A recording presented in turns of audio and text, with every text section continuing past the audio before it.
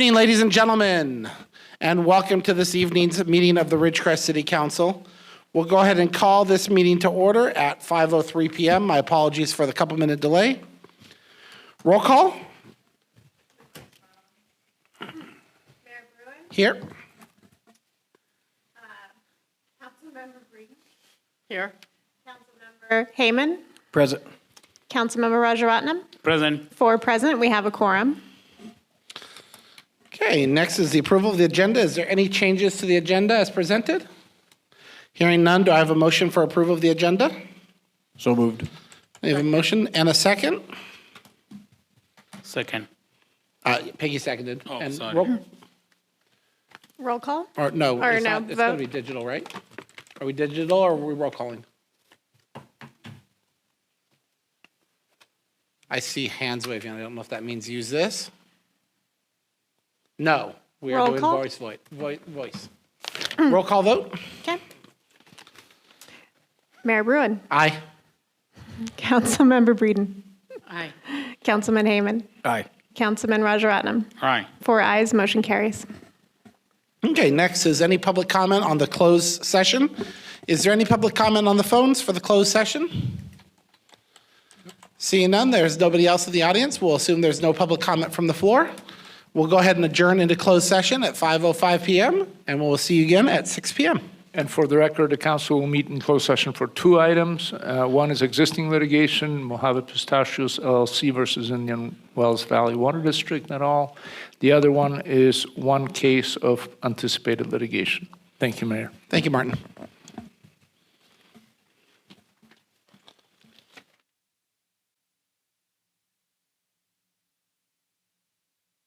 Ladies and gentlemen, and we will go ahead and return from our closed session. If I can ask everyone to please go ahead and join me to stand for our beginning of our session with the Pledge of Allegiance. Captain Dampier.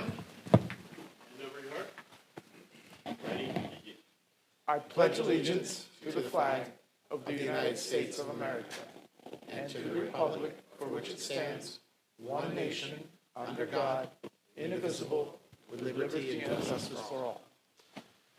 Councilman Rajaratnam. Please join me in prayer if you would. Lord, thank you for this day. Thank you for the opportunity you have given to us to serve on this council, Lord. Lord, I thank you for our country, Lord, the freedom which you have given to us as we have celebrated our Independence Day. Lord, let this country be a beacon of hope, a beacon of prosperity to many other countries, Lord. Lord, I pray for the troops who are in harm's way. Protect them from all evil. Lord, be with us all today. Lord, give your wisdom to the council as we discuss issues that are important to this city, Lord. Let our decisions be useful to this community. Bless each one of us here. I ask this in the precious name of Jesus Christ. Amen.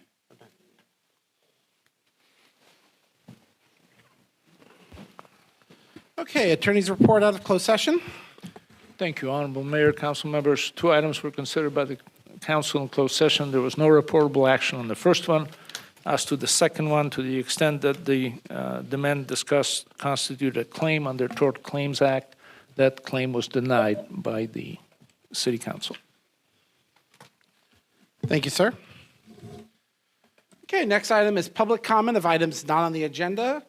Persons wishing to address the council on matters that are within the council's jurisdiction and do not already appear on the agenda may do so at this time pursuant to the Brown Act. The City Council may not take action on any item that does not appear on this agenda.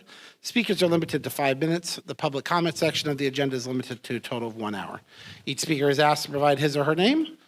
And we'll go ahead from the floor, since I see one gentleman has already moved forward, and we'll go ahead and start from the floor. Sir.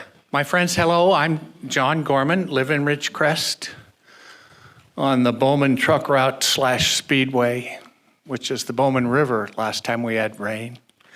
I thought I'd honor Dave Matthews just now with a little bit of rambling, stream of consciousness of non-threatening stuff. I heard recently that the charming restaurant, local restaurant, Max International, has closed its doors.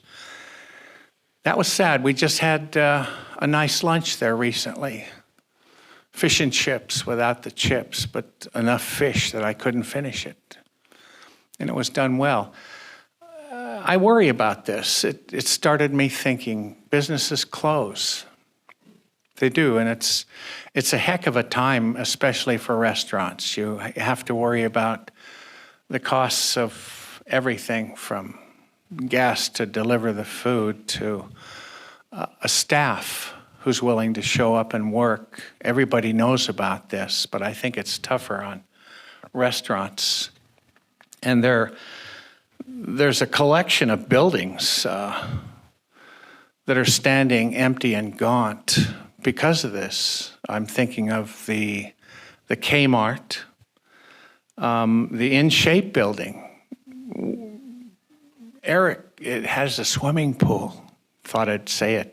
And now Mac International, I understand an out-of-town owner wasn't willing to negotiate lowering the rent and allowing a struggling business to get through this economic hump. If any one of us owned that building, we would be forthcoming with negotiations to keep a money-making outfit with promise in that building. We'd help them out. At least I would. But that little Italian restaurant on Norma whose name I forget, has been sitting idle for a long time. And lots of buildings, the old bowling alley, the Matrix Motors building, sheesh. You're making a face, Eric. You meant the Sizzler, the old Sizzler building? Is that what you're meaning? Whatever you said, I'm shrugging at it. The old Sizzler building over on Norma, is that what you were speaking when you said the Italian place? I don't know. Whatever you said, it was said so fast, I also missed it. The old Sizzler building. Sizzler building, good. Yes, it's funny how we recognize buildings by what they were doing the year we were born. I call the other one the Matrix Motors building, and there's that cute little round building where the cars get washed. There'll be more. And I had an idea some years back. I'm trying to think who the city manager was back then. Rose, perhaps? My idea sent him under his desk when I approached, because I think this is done in some communities. I'll see if I can't make the resident lawyer shudder at the concept of a municipal tax for unused commercial square footage. Or at least we could start talking about it. That may get these out-of-town landlords energized enough to at least negotiate lowering rent and being reasonable. I would vote on that. You guys are always eager to get more money in the coffers. That would, especially if it was a tax that would hurt. It would bite. It would have substance. If you're taking advantage of some sort of complex economic contrivance whereby owning a vacant building in Ridgecrest is to your taxable advantage. We can't let you luxuriate to our disadvantage in that regard, and perhaps this loop will close in on itself, and somebody will call and say, Skip, we're going to have a meeting on that idea of yours. Why don't you drop by and lend a hand? And I would. I'd be there. So I guess that was what I wanted to chat about, and do so with less than 15 seconds left. To honor Dave Matthews. My friends, thank you. Thank you, Skip. Could I just say one thing? That I talked to Harvey, yes. Harvey Rose. Yes. I talked to Harvey about this long before I ever thought of being involved in city government. And you're right. Not only did he crawl under the table, he said, you don't understand the economics of this. And I said, I would rather have a building that is producing something where I, the city manager, than sitting there using the services for which they pay nothing. Don't ask permission, ask forgiveness. And anyway, we have a real city manager here now. We do. Somebody who listens, though he talks with a quiet voice. Thank you, my friends. Thank you, sir. We'll go ahead and continue from the floor. I'm Tom Wicknick, address on file, and I'm doing a simulation. Let's pretend right now I'm southbound on China Lake Boulevard, and I came up to the traffic light at radar. Let's watch the timer, my 5-minute timer up there. So I'm sitting there, caught in this traffic light, waiting for it to change. And I notice to the left of me, there's one vehicle waiting to come out of radar. Northbound and southbound China Lake Boulevard are stopped. I said, I'm going to get my phone out and watch this and demonstrate it. 30 seconds have gone by my time. Now I start my timer. Okay, you can't see what I'm looking at, so I'll tell you what I'm looking at. I'm recording that traffic light. Now, that vehicle just pulled out of radar, 45 seconds. Now I'm watching and waiting for the light.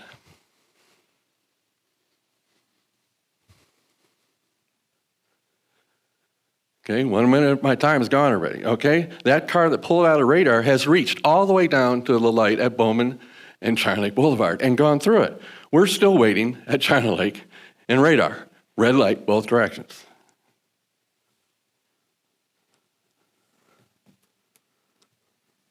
Still waiting. No traffic. There we are.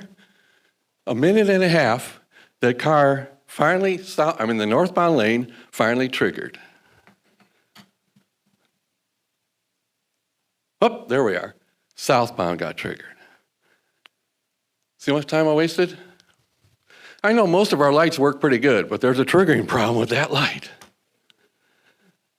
I remember during the budget session, there was some talk about getting that fixed. Well, I hope it gets fixed soon, because this is outrageous. Not to mention, the only other problem I would like to bring up at this point is the one at Upjohn in China Lake. There are numerous times I've gone through there and I've seen like 6 cars in line and only 3 cars get through on a green light. It turns red while there's still cars in those lanes waiting to go either north or southbound. I would appreciate it if we get those signals triggering in a reliable manner as soon as possible. I will close with one thing though. There was one day I went all the way from China Lake Boulevard all the way to Stater Brothers and not stopped for one light. I thought that was great. So traffic lights can be useful, but at the same time, these two need to have attention. Thank you. Thank you, sir. And Mr. Reed, if you will follow up with Mr. Wicknick on the equipment, that I know there's been some supply delays in some of the equipment that we've talked about for radar. We are aware of the radar situation, and we have budgeted funds to correct that. Is there any other public comment from the floor? Seeing none. Is there any public comment on the phones? Okay, seeing none. I'll give it a few seconds just to give an opportunity. Okay, no call-ins. We'll go ahead and move on to council announcements. Council announcements, we'll go ahead and go left to right. We'll let Solomon be the first one today. I don't have any announcements. I have none. None? All 3 of you are going to pass and let me do it? Okay, well, great. Correct. I would like to announce just what a pleasure it was to be with the rest of our community at the Desert Empire Fairgrounds for our July 4th fireworks event on July 2nd. There was an incredible number of volunteers that came out. Kudos to DART and then the entire Ridgecrest Shoutouts team, the Ridgecrest Fireworks, the Bring On the Boom team. I mean, you name it. The number of volunteers that showed up for the event and were out there working was incredible to see. I want to compliment the past, and I also look forward to the future. It was 20 plus years that the Ridgecrest Lions Club worked to put on that event for this community, and that event was ready to unfortunately find its place in a shallow grave. And it was community citizens that stood up and took their personal time and their efforts to dedicate to make sure that happened. And I want to compliment all of them. A big shout out to Scott Miller, Mike Birdwell, Katie Whitfield. They were the threesome that we're doing a lot of legwork. But ever since, the wine walk last year, when they raised money, and then the city's involvement and the involvement of local businesses, this group made sure that there is a new model for this community event, and that model not only focuses on being able to provide a great show to this community, but also being able to provide a great event. And it was a wonderful day out there. For those citizens that came out and spoke with us, thank you for coming out. Thank you for giving us a couple minutes to talk to you. But more importantly, for all of the people that represent the incredible mixed and younger demographics that this community is becoming. It was a joy to be out there with you and a joy to spend that time with you. Thank you for coming out.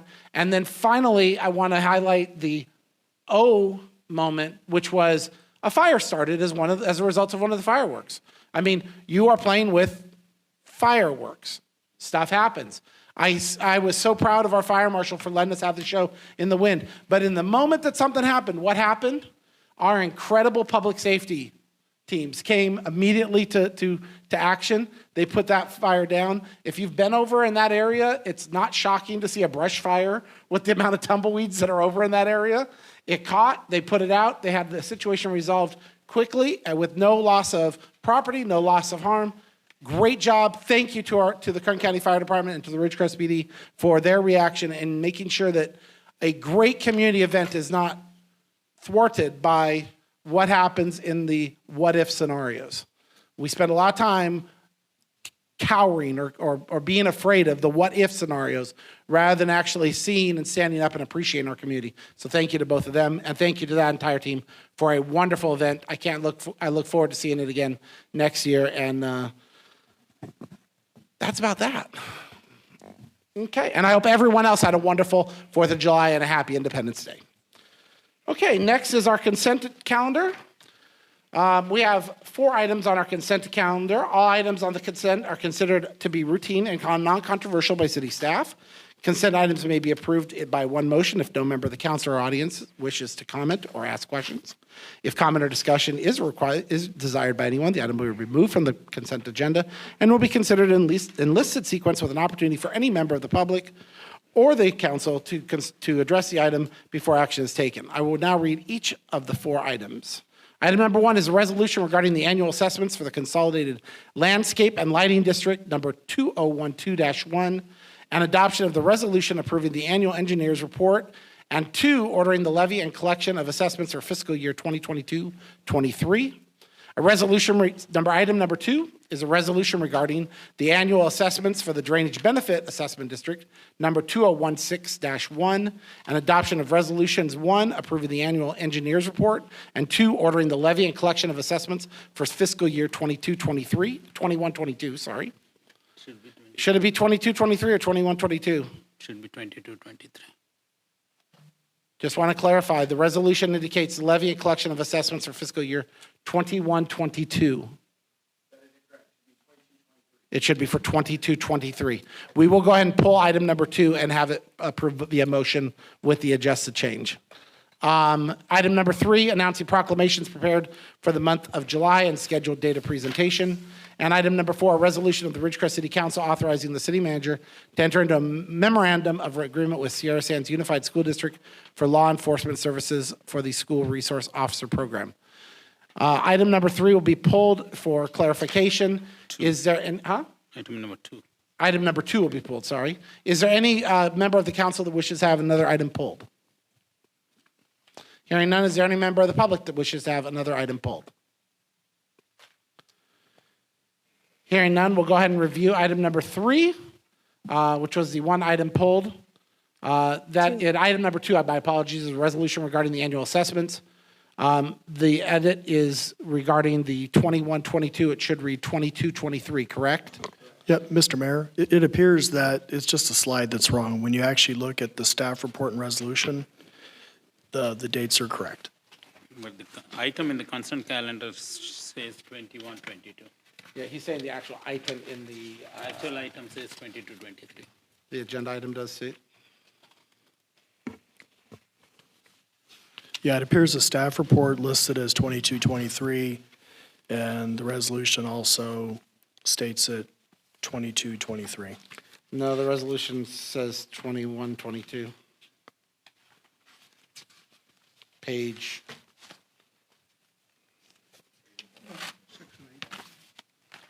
Yeah. Item number 2, page, it doesn't matter. It says 2122. We just want to make sure that we formalize it, that it says 2223. Okay. The only thing that's needed is if there is an error in that regard, but Section 8, I believe, the resolution clearly states is for the following year. Oh, the resolution, correct. Oh, okay, Yeah. it's the staff report that's off. That's what you're saying. Yeah. My apologies. Okay.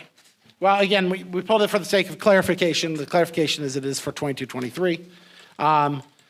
Is there any discussion in regards to that item? Any public discussion? Hearing none, do I have a motion for the approval first of item number 2 with for the 22-23 fiscal year? So moved. I have a motion and second. Roll call. Mayor Bruin, Aye. Councilmember Breeden, Aye. Councilmember Heyman, Aye. Councilmember Rajaratnam. Aye. 4 ayes, motion carries. And then we'll bring back the entire consent calendar remaining with items number 1, 3, and 4. Do I have a motion for approval of the remaining consent calendar as presented? So moved. I have a motion and second. Roll call. Mayor Bruin, Aye. Councilmember Breeden, Aye. Councilmember Heyman, Aye. Councilman Rajaratnam. Aye. 4 ayes, motion carries. Just want to say a quick note. Thank you, Travis, to you and the entire Public Works Department for the amount of work that I know went into this so that we can make it a consent calendar item and be able to move forward. So we appreciate it. That is a massive amount of improvement that we've made in that category. So thank you.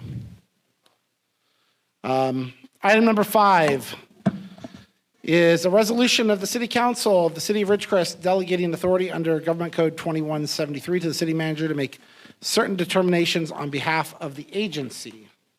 Mr. Strand. Yes, Mr. Mayor, members of City Council. Yes, clearly what we're requesting is for council to give the city manager authority to make determination on industrial-related injury retirements when it comes to public safety. This is the normal protocol that most cities follow. We do have one claim of an industrial injury within the city that we plan to deny, and this is one way that we can deny the industrial-related disability retirement without bringing it forth to council and going through all the details in public on it. So it gives me the authority to make that determination and move on. Okay. Is there any discussion on the item? I have a question, that it's specifically limited to just this particular item. It isn't that you can decide what you can decide. Correct. Okay. Because that's what someone called today and said, so you're going to give him everything? And I said, no, read what it says. It is not everything in the entire province of living in the city of Ridgecrest. Correct. Normally, these issues are brought through our legal counsel for advice and review before we make this determination. So hitherto it has been going to the legal counsel, or was it coming to the city council? Oh, in this regard, this went through our workman's comp legal that suggested that we handle it in this regard. This way here, when we deny the industrial retirement, I don't have to bring it to council and then go into specific reasons why we're denying the person's claim. So in the past, it used to come to the city council? Correct. Very rarely do we come to council, but on occasions we do. We haven't had an industrial retirement in some time. Okay, thank you. Any other council questions? Any public questions? Seeing none, we'll go ahead and bring it back to council. Do I have a motion for approval of the resolution as presented? So move. I have a motion. Do I have a second? Second. I have a motion and second. Roll call. Mayor Bruin, Aye. Councilmember Breeden, Aye. Councilmember Heyman, Aye. Councilmember Rajaratnam. Aye. 4 ayes, motion carries. Okay, next item is item number 6. This is appointment to fill one seat on the Measure V committee. I'm guessing you lost somebody, Solomon. Yeah, I lost somebody. Yeah. I'm going to nominate Wu Go. It's spelled VU, and last name is spelled NGO. And he is a credit analyst at Alta One Credit Union, has 13 years of experience in that position. So he'll be a good addition to Measure V committee to oversee the spending. So that's the reason why I'm nominating Wu Go for this committee as my representative. Does any council member have any questions for Councilman Rajaratnam or concerns over the candidate? Seeing none. It's not a motion vote, it's just a voice vote, All in correct? favor? Yeah, all in favor? Aye. Okay. Thank you, Mr. Is it, say his last name again? Wu Go. Go. Go. Okay. Thank you, Ms. Here? Huh? Is he here? I don't think so, yeah. I didn't ask him to come, so. Well, thank you, Mr. Go, for your service. We appreciate it, and we look forward to working with you on the Measure V committee. Next item is item number 7. This is discussion regarding the board of the Indian Wells Valley Groundwater Authority. Mr. Heyman? Thank you, sir. We have not met, and we will be meeting on the second Tuesday of this month, so I'll have further report out after that meeting.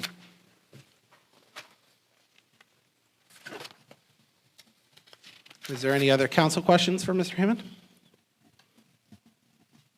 Seeing none, is there any public comment for Mr. Heyman?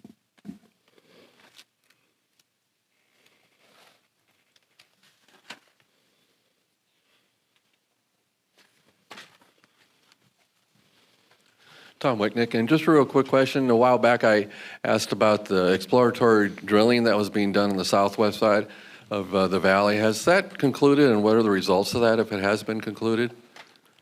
It hasn't been concluded yet, and I do believe, I thought it was in the fall, or I don't. I I'm not do sure believe exactly that's a water district project, not a groundwater authority project. Really? I thought it was the Groundwater Authority contracted to get that exploratory drilling done. I know once they do have a formal report out on it, I will definitely bring it back to the public for. Information? You're Yeah, for correct. any There questions was or- a test well that was out there by the groundwater authority, but I do believe that the water district's also looking at drilling a well out in that same area too, to gather more information. Okay. So there's no conclusion of what the Groundwater Authority test hole showed? Or? I can get back with you on that. Okay. I don't know if they've reported back on that or not, or where the status is. I can get back with you on though. Okay, very good. Thank you. Okay. Any other public comment? Okay. Any comment on the phones? Okay. Anything else for the council? Nope. Okay, we'll move on to item number 8. Discussion of future development and revenue options. Mr. Strand.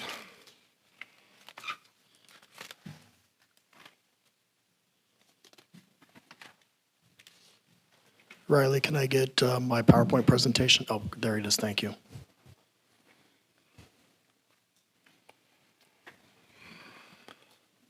I guess I got to go the right way here. I'm sorry about that. I guess down is up, up is down. Mr. Mayor, members of City Council, as you know, the last couple of years, we've had some challenges with providing services to the community that the community wants due to budgetary issues. One in particular, the pool. But in the last couple of years, we've had some issues that have come up that are going to be affecting our budget in the near future. In July of 20, we were contacted by Kern County to renegotiate all the fire contracts within the county. Myself and all the other city managers in the small cities in Kern County participated in negotiations with the county for well over a year. We hired an independent consultant to help us understand our fire contract, understand why the costs were going up and whether or not what was being presented to us was viable. In other words, was it legitimate? Was the county, were we not paying our fair share? And through that process, it turned out that we had not been. And through that process, our fire contract costs are going up substantially, about $1.2 million over the next 6 years. Now, over the next couple of years, we're going to be able to make those payments. However, there will be a period of time when we will not be able to. And you can see on the slide here, you can see as in FY '28, we're going to be making an additional payment of 1.4. One of the reasons why that exists is because we do have a fire fund that about 9.3% of our property tax goes in, but because the valuation of our homes are low, the fire fund is not allocated enough funds to cover our fire costs. We do know that in FY19, when this contract ends, that there's a strong likelihood our fire costs will continue to rise. We did negotiate a 2% escalator within the contract, and we do know that with the inflation and everything else going on, that those labor costs and capital costs are just going to be going up. I did negotiate in our contract the ability for us to close a fire station. As you know, we have 2 fire stations within the city, one on Dolphin, one on Coso across the street from the post office. We have 2 other fire stations within the valley, one in Randsburg and the other in Inyakern. I did hire that same contractor to do a study on the city of Ridgecrest fire response. And the study came back that not only do we need 2 stations, we actually need 3 stations. One, to be able to increase our response time for fires, as well as to be able to adequately fight home and structure fires. We do know over the last couple of years that our fire service calls are increasing. And as you know, we've had in this chambers probably no less than 3 or 4 times where we have awarded our officers a life-saving award for going into a home on fire, and for our officers being able to assist the fire department and being able to save people's lives that were in jeopardy due to some emergency, specifically fire.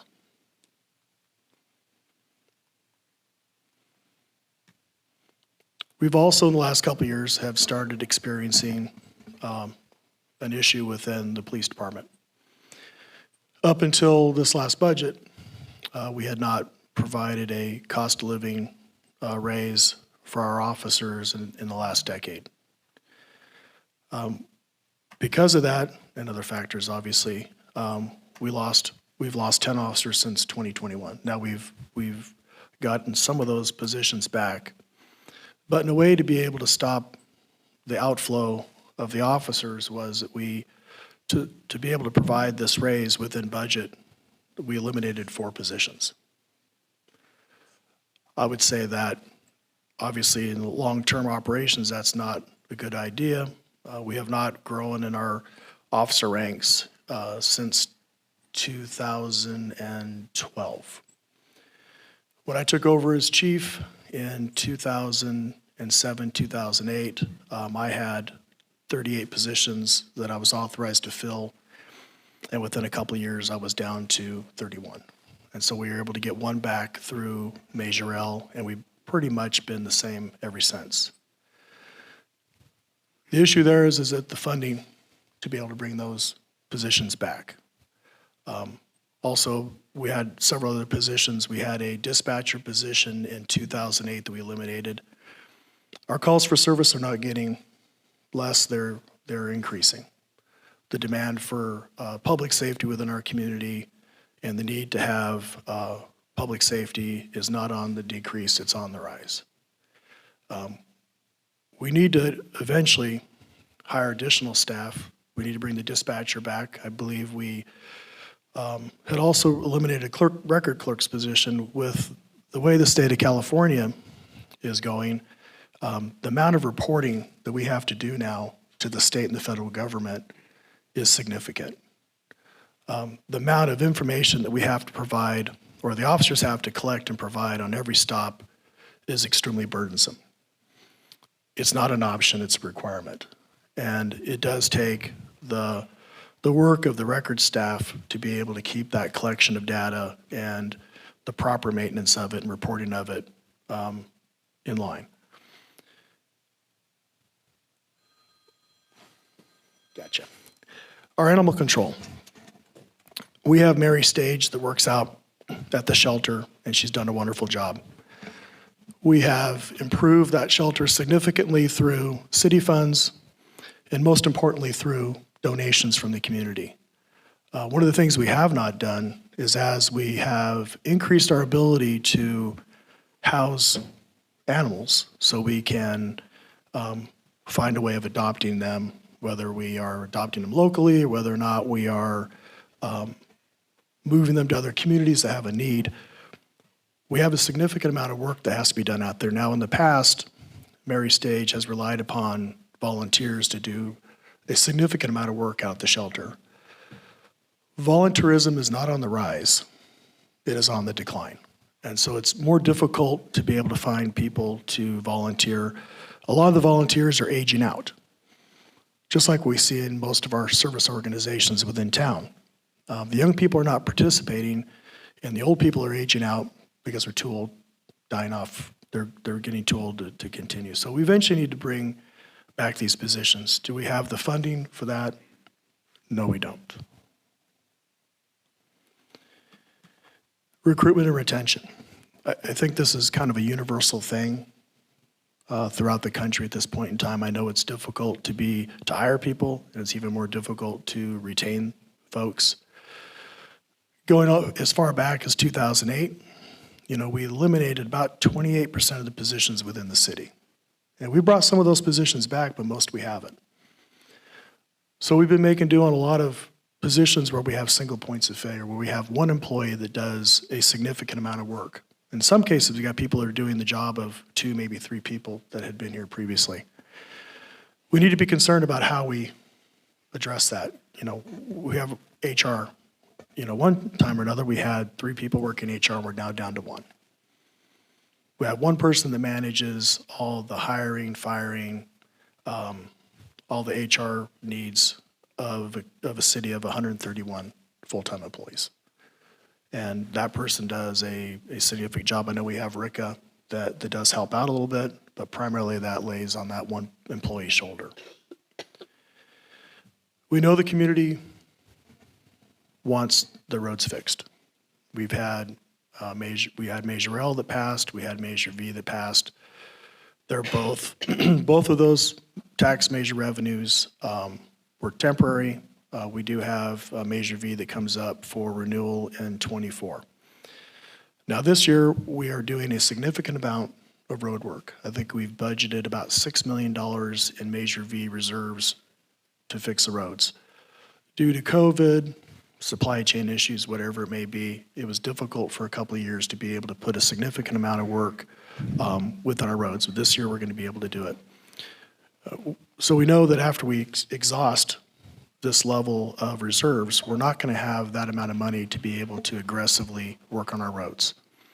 We also have an issue with street lights out in the Heights and Ripley Estates, drainage improvements, ADA improvements. All these require funding that we currently, I guess in some sense we could have, but it's a reprioritization. Do we maintain roads? Do we repair roads? Or do we do these other things?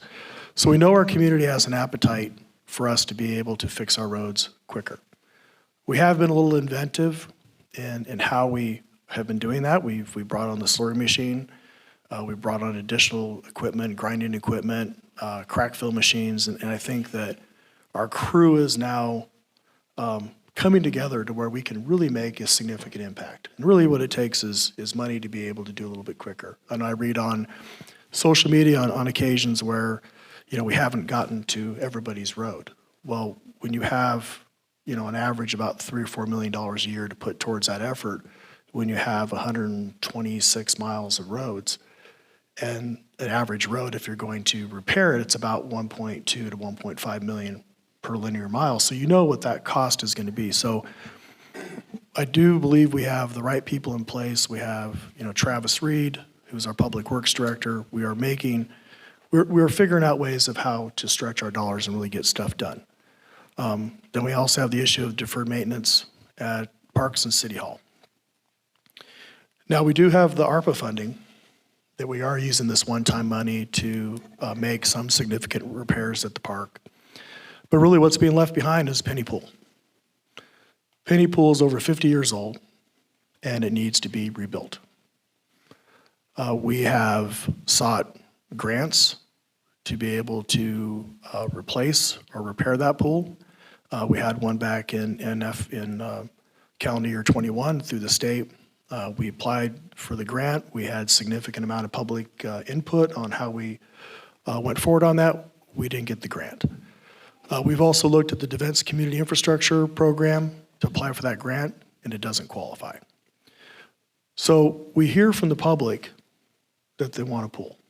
They want us to rebuild the pool, but the reality is we don't have, now when you go back to the SPP grant, we were looking at about $8 million to rebuild the pool. I would argue that with inflationary, we're probably about $10 million. So we don't have the $10 million to rebuild the pool. It's going to have to come from new revenue. And even if we have that revenue, we have to have revenue for our ongoing operation and maintenance, which we really don't have in our budget at this point in time.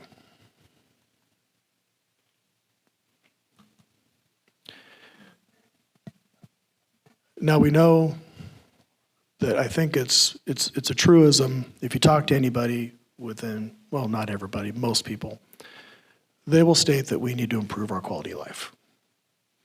And I have spoken with the folks at China Lake in the 5 years that I've been city manager. And really the main thing that they talk about is how can you improve the quality of life within the town to help the base retain employees. Now I know I have my youngest daughter who's an electrical engineer, so she hangs out with all the new, I think they call them MPs. And so I get a little bit of information about what this young workforce wants. And I think that, the base is our number one employer. Without the base, there is no hospital, there is no significant school district, there really is not much of a town. So we need to try and find a way of working with the base to help them with their recruitment and retention. Now, some people will say that's the base's problem, that's their issue. I disagree. We rise and fall based upon what activities happen in the base. Our ability to thrive as a community for businesses to operate relies significantly upon what programs they bring on base. When I first became city manager, I met with some of the executive leadership at China Lake. And one of the things they'd mentioned is that they're not able to bring out some programs because we don't have enough quality hotels. So staff, I know we had some council people that worked on that, and we so far have been able to bring in 2 new hotels. We got Holiday Inn Express, which is almost done, and Town Place Suites is just now broken ground. Now those hotels are important because if you have quality places for people to stay, people are more willing to come here to do their test and evaluation environments. They're more willing to come here on travel versus some of the hotels we have, their doors are out exposed to the outside. There's a little less security. So I really think that what we've been doing so far in recruiting, local restaurants, the Chipotles, the Panda Expresses, and I know that Mr. Gorman had mentioned earlier that the Kmart building was vacant, and we're working really hard with the property owner and a consultant to be able to get that building leased out and get it reoccupied with some retail businesses. In fact, they just had a letter of intent that was signed the other day with the retail entity. So we are trying to be able to recruit businesses to improve our quality of life. And I think we need to also focus on the businesses that are currently here, but that takes time and effort. And that takes bodies to be able to do that. I also believe one of the things that we can do is we need to lead and support community events. I know the city was able to provide $10,000 support for the fireworks show. I know that the Lions Club has been running that for years. I know that it's being taken over by the new group. I think the city needs to take a support and leadership role in how we are running community events. A lot of our service organizations, like I mentioned earlier, are dying off. I think the Optimist Club is closing its doors, and there's just not. Exchange Club is closing theirs. So we have these organizations that the community relied upon for 50, 60 years to lead these community events. They're going away. So I argue that in that vacuum, I think the city needs to take leadership. How do we run events in town to be able to keep, let's say, the young engineers in town once every 2 months, once a month? What is our, can we do things to drive our community together? Can we drive things to make ourselves unique so this workforce will want to stay? I know, we've been supporting fiber optics. We have Race Communications coming in, now we have Frontier coming in. And we were told several years ago that that was important for the new workforce. And I do believe that, post-COVID, that the ability to people work from home or to be able to, I'm not a gamer, but I know a lot of the young engineers like to game. Their ability to be able to do that activity within their home with high-speed internet is important. So I think that we need to find a way of taking a little more of a leadership role in that. We need to take advantage of the $4 billion rebuild on base. As the mayor and many of the council members have stated in the past, the earthquake was a blessing in disguise. It is the opportunity for the base to be one of the most modern labs, test and evaluation, military centers in the world. But what the base needs is the ability to bring these young engineers and these technicians and support staff in to be able to take advantage of that. We're gonna have a great labs, great space, but can the base fill it with programs? And when the base fills out with programs, there's people in town. There's people at the restaurants. One of the concerns I have about, we're out bringing a lot of these fast casuals in that are comfort for the new generation. How do we get more people in town? How do we work with the RACBB to be able to drive more visitors into town so we can have better amenities? Because our population is only going to be able to support so much. By bringing more in, we are able to retain and have more services. So we need to find a way of taking advantage of the $4 billion rebuild. And I think part of that is taking the leadership in the community, making sure that our quality of life improves, and making sure that what we have is better than where other people can be. I mean, I think if your kid is playing baseball, it should be on a great field. We should have covered dugouts. I mean, we'll go back to the same thing I said back in 2018. We need to take care of our infrastructure. We need to make sure we have the amenities that our community wants. So in looking at all this, obviously when we negotiated the fire contract and we began to have the public safety issues in recruitment and retention, we had to make some decisions about how we were going to recommend on the budget and how are we going to go forward. What does the community actually want? Anecdotally, I mean, I can probably have one or two people that are going to stand up tonight and they're going to think that they know exactly what the community should want and have.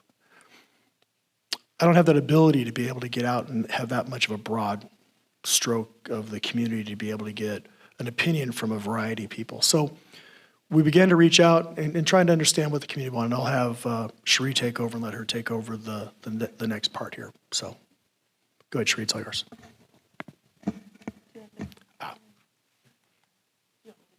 Yeah, go ahead. You're probably not very good at that. There you go. Good evening, Council. So we started these engagement efforts back in April of 2021. And based on that first survey, we identified the city's top 5 concerns. We've also done a citywide online feedback form that's still on the website. We've asked for input in our budget process. We just completed a second citywide survey in June, and the City Council has also began the Let's Talk tour to allow for an easy opportunity for open dialogue. So the top 5 priorities that were identified in our first survey back in April of 2021 were maintaining 911 emergency response times, maintaining emergency medical response, continuing city street and pothole repair, maintaining Ridgecrest Fire Services and keeping both fire stations open full-time, and maintaining programs to improve the local economy and job creation. So based on these priorities, we sent out a newsletter. You guys probably remember this one. From that newsletter being sent out, we received these results that basically rank where the priorities are. So the lower number, the better, because they would put number 1 as their first priority all the way through number 5 as their least important.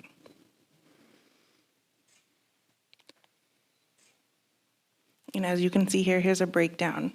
So the top vote getter was maintaining 911 emergency response times, then maintaining emergency medical response, fire services, city street and pothole repair, and then maintaining the programs.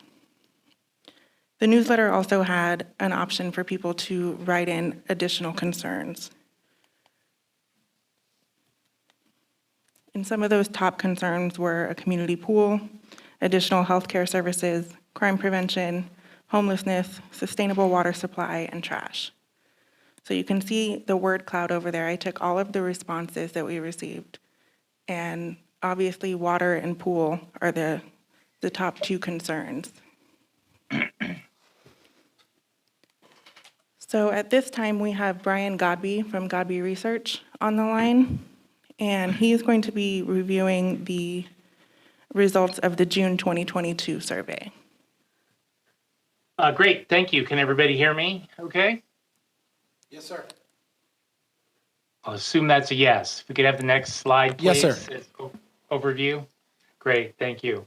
As you know, we conducted a survey for the city back in 21 and then another tracking survey just last month. The objectives of that survey were to look at the public's perception of city services, to look at the future direction of the economy, and also assess the city's efforts to address the COVID crisis. We looked at potential support for a hypothetical sales tax measure for maintaining some of the services that we've been talking about on this item. We've looked at community priorities and sort of ranked those items again. Obviously, the reason for that is the world has changed as the inflation has taken a bite out of the economy. We looked at informational statements to see how that impacted the measure. And then we have a final test and a different duration, sunset, that we looked at. There was also a variety of demographic and behavioral information that we used to validate the survey. If I could have the next slide, please. This is a brief overview of the methodology. It was an online and phone survey, but online, like the phone, means that we select likely November 22 voters. And that we send email and text invitations, much like we do the phone calling, to those selected likely November 22 voters. We were in the field from November 13th through the 20th. The average survey on the phone was 20 minutes, which is still our gauge for how long the surveys are. We completed 372 interviews, and that gives us a margin of error of plus or minus 4.97 or 5% in round numbers. Next slide and one more. Skip the header there. So this is the first question that I referenced, looking at the city's services. If you add the vary and somewhats together, you'll see that we're at, in this survey, 58% are satisfied versus 36% that are dissatisfied. Statistically speaking, that's about the same as it was in April of 21 when we did the first survey. As you can see, it was 61-34 then. The decline is not statistically significant, but it is noteworthy in that we've seen the same decline everywhere else. Initially because of COVID, but more recently because of the inflation that we've been experiencing in California. It's just taken a chunk out of everybody's satisfaction ratings. Next slide, please. This gives you an idea of where the voters are with respect to the economy. We asked them to project into the fall when a potential measure might be on the ballot. You can see that 8% think it'll be better. Just 28% think it'll be about the same. We didn't drill down in this, so I can't tell you is about the same, good or bad. But what I can tell you is that 62% think it will be worse in the fall. So people are pretty pessimistic. In other surveys that we've done in the same time frame, this is a pretty typical number. So you're not unusual in any way, shape, or form. It's the reality of high gas prices, grocery prices, et cetera. Next slide, please. Next slide is the final of the background information. This asks favorable, unfavorable of the job the city's been doing to address the COVID crisis. In this survey, we're at 63% favorable versus 23% unfavorable. In April of last year, we were at 62%. Statistically, not really a significant difference. It is certainly going the right direction. And that's useful because this is highly correlated with satisfaction with city services, as I mentioned earlier. So it's good to see that going up. Next slide, please. So here in the survey, we switched gears and we looked at a hypothetical sales tax measure for the city. You see the wording on the right-hand side of the slide in the yellow box. It meets all the statewide legal requirements. It doesn't exceed 75 words. It has a tax rate, which is 1 cent sales tax. It has a duration, which is until ended by voters, and that's been vetted in court as a viable duration. It also has to say how much it provides annually, which in this case, a 1 cent sales tax raises $5.9 million a year. And then the rest of the 75 words are really up to us. Because this is a general tax, we can't commit legally to what we'd spend the money on, but we can say what it's likely we will spend the money on, and it makes a little bit of a political promise. And you see the things in the bullets that we suggested this money might be spent on. So fire services, 911 response, emergency medical response, city street and pothole repair programs, including the economy and other city services. So that's what a general sales tax measure looks like. When we add the definitely and probably together, which is what we do to determine feasibility of a measure, you see that we're at a total of 57% support. And this measure requires just a simple majority to be successful because it is a general purpose measure. And so that's not a bad place to start. Obviously, with a 5% margin of error, it could be 52, but that's still above the simple majority threshold. It could be higher as well, but to be cautious, we want to make sure we look at the margin of error on the downside. Next slide, please. The next set of questions were the things that we might spend the money on, and what we've done is identify the residents' priorities in our analysis. We asked these in a random order instead of being much more likely, somewhat less likely, or much less likely to support the measure based on the money being spent on that particular item. And then when we're done with the interviewing, we go back and assign the numeric values that you see across the bottom of the slide. 2, 1, -1, -2, it creates this ranking that you see here, the 0.98, 0.97, et cetera. It's a really hyper accurate way of ranking these items, but it's also a bit obscure. So we also add the much more likely and the somewhat more likely together, and that's the percentage range that you see here. So at the top of this list, we have keep both Ridgecrest fire stations open full time. 68% of the respondents are at least somewhat more likely to support the hypothetical general purpose sales tax as a result of that.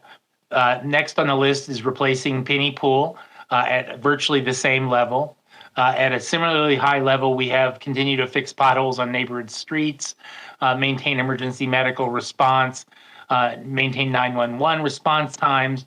Then we drop down just a little bit, but not much. Continue city street and pothole repair, another way to talk about the public works component. Maintain recreation programs for all ages, a little bit more generic. Obviously, replacing the pool is a little more specific recreation program. Maintain city recreational facilities, same comment. And then maintain Ridgecrest fire protection services and ensure local control of firefighting services. All of those range as high as 68%, at least somewhat more likely to support the measure, down to 63%. So you can see within the margin of error that they're all grouped together in the top list. But it is important to note, keeping the fire stations open and replacing the pool are the top two items, followed by fixing potholes. Next slide, please. The next slide is a series of informational statements. So facts about the potential measure that we're talking about. Methodology here is likely the same. The scale's a little different, so you can't compare the rankings, but you can compare the percentages with blue arrow to the previous question set. And at the top of this list, we have by law, the state will not control any of the funds, nor could the county get any of the funds raised by the new measure. That's 72%, at least somewhat more likely to support the measure.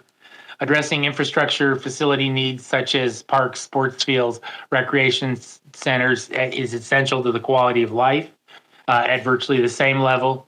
In third spot is it's fiscally responsible to maintain our streets and roads and repair potholes now so they don't deteriorate and become more expensive in the future.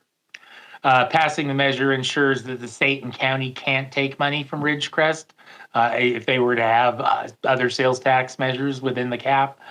The pool on the Navy base has been restricted, so it's critical that we rebuild Penny Pool.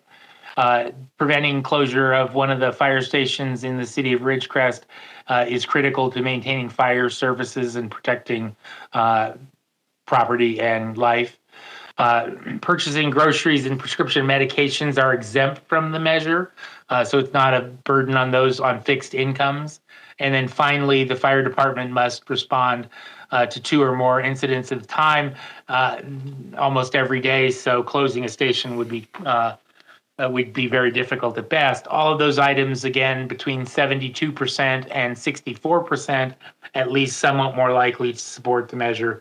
So again, all grouped together within the margin of error. Next slide, please. And so after talking about what we might spend the money on and talking about the informational items, we come back to our ballot question a second time. And now we see a little bit of a dip as people think more about the tax component of this, and we're go from 57 down to 54 in round numbers. That's a little bit of a challenge because of the margin of error. It could be just slightly below the simple majority. And while we didn't know where we were going to wind up at this point in the survey, we anticipated this might be an issue. So next slide, please. So we had a question that was a fallback, and it basically says, instead of a measure that's until ended by voters, what if it ended after 9 years? So, going from an in perpetuity to a fixed time, and you see we get a substantial jump up to 60%. So what that suggests is that a hypothetical measure like this for 9 years is certainly above the simple majority, and it's even above the simple majority when we apply the 5% margin of error. We're still, at 55%. So that's certainly a good place to be, and suggests, that it's worth the council considering this measure in more detail at a subsequent meeting. So that's the presentation I have for this evening. There's one more slide, which is just the end title, but I can certainly answer any questions you might have or turn it back to staff to finish the presentation. Thank you, Brian. Staff got anything further before council begins? Okay. We'll save the questions for Brian. Will still be here after council, after staff finishes. Okay, go ahead, Sheree.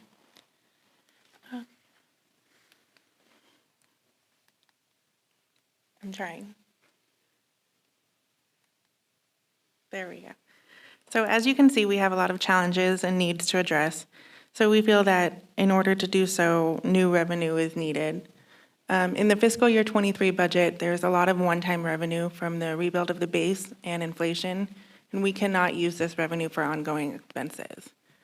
Additionally, the city has a low general fund as compared to similar-sized cities. Two of the reasons for that are the top 4 employers pay no taxes, and we have a low property tax return to the city. So here's a comparison of similar-sized cities and their general fund revenue. We included a few that we would aspire to be. Obviously, I don't think we'll ever hit Monterey's revenue, but that'd be nice. But I think some of the other ones like Barstow and Atascadero would be totally feasible for us and our size. Did you have anything you wanted to add on this?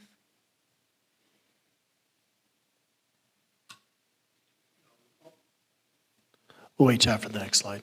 Okay. So our top 10 employers, as you can see here, we have the first one as Naval Air Weapons Station, then Ridgecrest Regional Hospital, Searles Valley Minerals, and Sarah Sands Unified School District. Of those employers, none of them pay taxes. And as you can see, Ron mentioned earlier about how important it is for the recruitment and retention of the base employees. Currently, their employees are at 6,632, and they are planning on adding to that. So when the city incorporated in 1963, we looked much different than we are today. Most everyone lived and worked on the installation. The road infrastructure, sewer infrastructure, shopping, entertainment, recreation was on the installation. And in the early 70s, the Navy changed its business model and required its civilian employees to begin to move off. And then we had the boom in Ridgecrest. Now, one of the things that happened about the time when Ridgecrest was growing, you had Prop 13 and Prop 8, basically restricted property taxes, our ability to tax ourselves.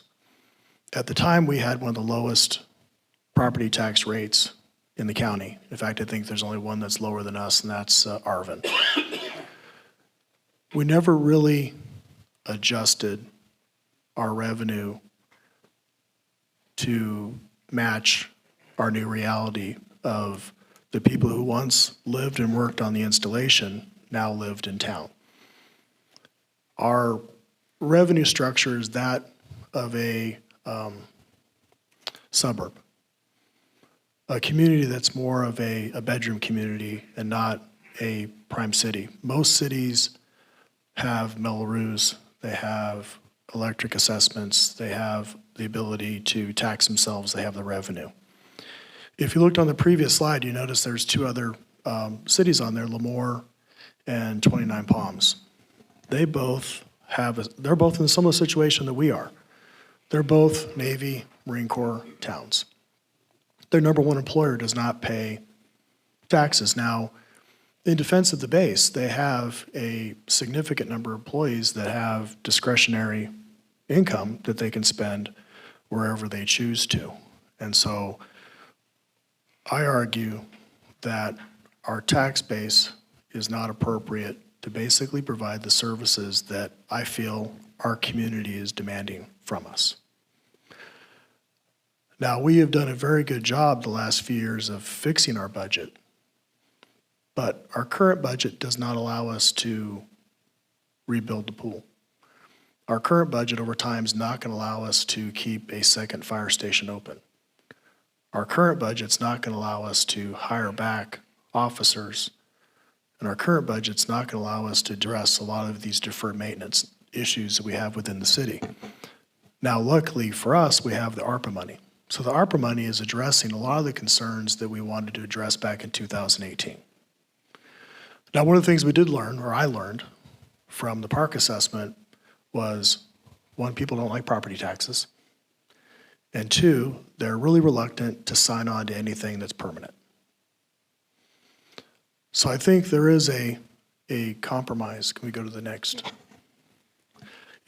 Just to go back to the property tax thing, just as an example, I know we've showed this thing several times. Currently, right now, we get 5% of the property tax that comes into the county. However, the issue is that because of the old RDA, we're locked into our tax base that was established in 1989. Now, the increment that was developed since that point in time is now being utilized to pay off our tax allocation bonds to unwind the redevelopment agency. Now, in 2037, 2038, the agency should be resolved, our bonds should be paid off. And so if the RDA didn't exist at this point in time, we would probably see an extra $400,000 to $600,000 in revenue to the city of Ridgecrest. So we will see additional revenue in 2037, but not until then. Next slide. So what staff is recommending for council to consider is to look at putting a tax measure on the November ballot for 1 cent sales tax that expires in 9 years. The sales tax is paid for by everyone that lives in the city, the county, and those who come and visit. One of the issues that we heard back in 2018 is that with the property tax or the park assessment, that only the citizens of Ridgecrest will be bearing the burden to repair or to upgrade our park facilities. This way here, everybody participates. And it's not something that you have to pay, it's what you choose to pay. The sales tax is important because, one, it can't be taken by the county or the state. One of the reasons why we're in this position is the dissolution of the RDA. Nobody had expected that that was going to go away, and that put the city in a significant bind. Staff also recommends that if we move forward on this, that we make it like Measure V, that we have an independent citizens oversight as well as annual audits. And I know that for several years, the council has received these reports from the Measure V committee. There have been some things that council had to consider, but I believe it works. I believe that with Measure V, the city has spent the money in accordance to the community's wishes, and I think there's no reason why we shouldn't continue on that path. We do have a very skeptical community, but we have a community that wants more services than we can provide. And if it's 9 years and we don't follow through with our promise, it ends. Next slide.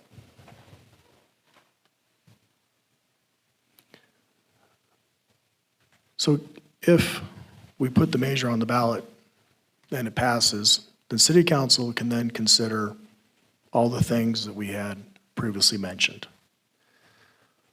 One of the specific things that council can consider is obviously the rebuild of Penny Pool.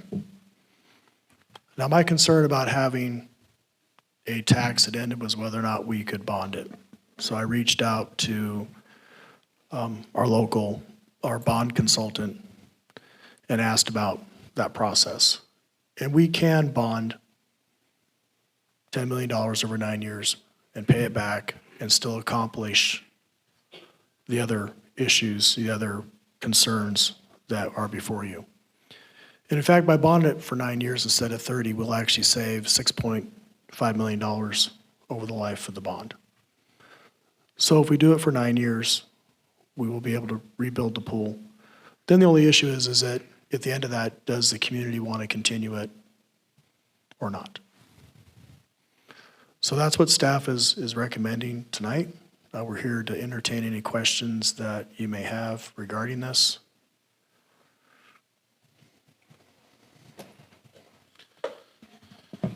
And Brian, you're still on the phone? Yes, I am here. Okay, great. So we're going to go ahead and bring it back to council. Let me start by, Brian, thank you for your extensive survey results of the polling data. Shri and Ron, thank you for your efforts in bringing this forward. This has been a project that started with this council with the communication town hall back in March of 2021 and has continued to move forward all the way up until this meeting, primarily because we have said from day one, we knew we had some concentrated issues and we wanted to do a couple things differently this time.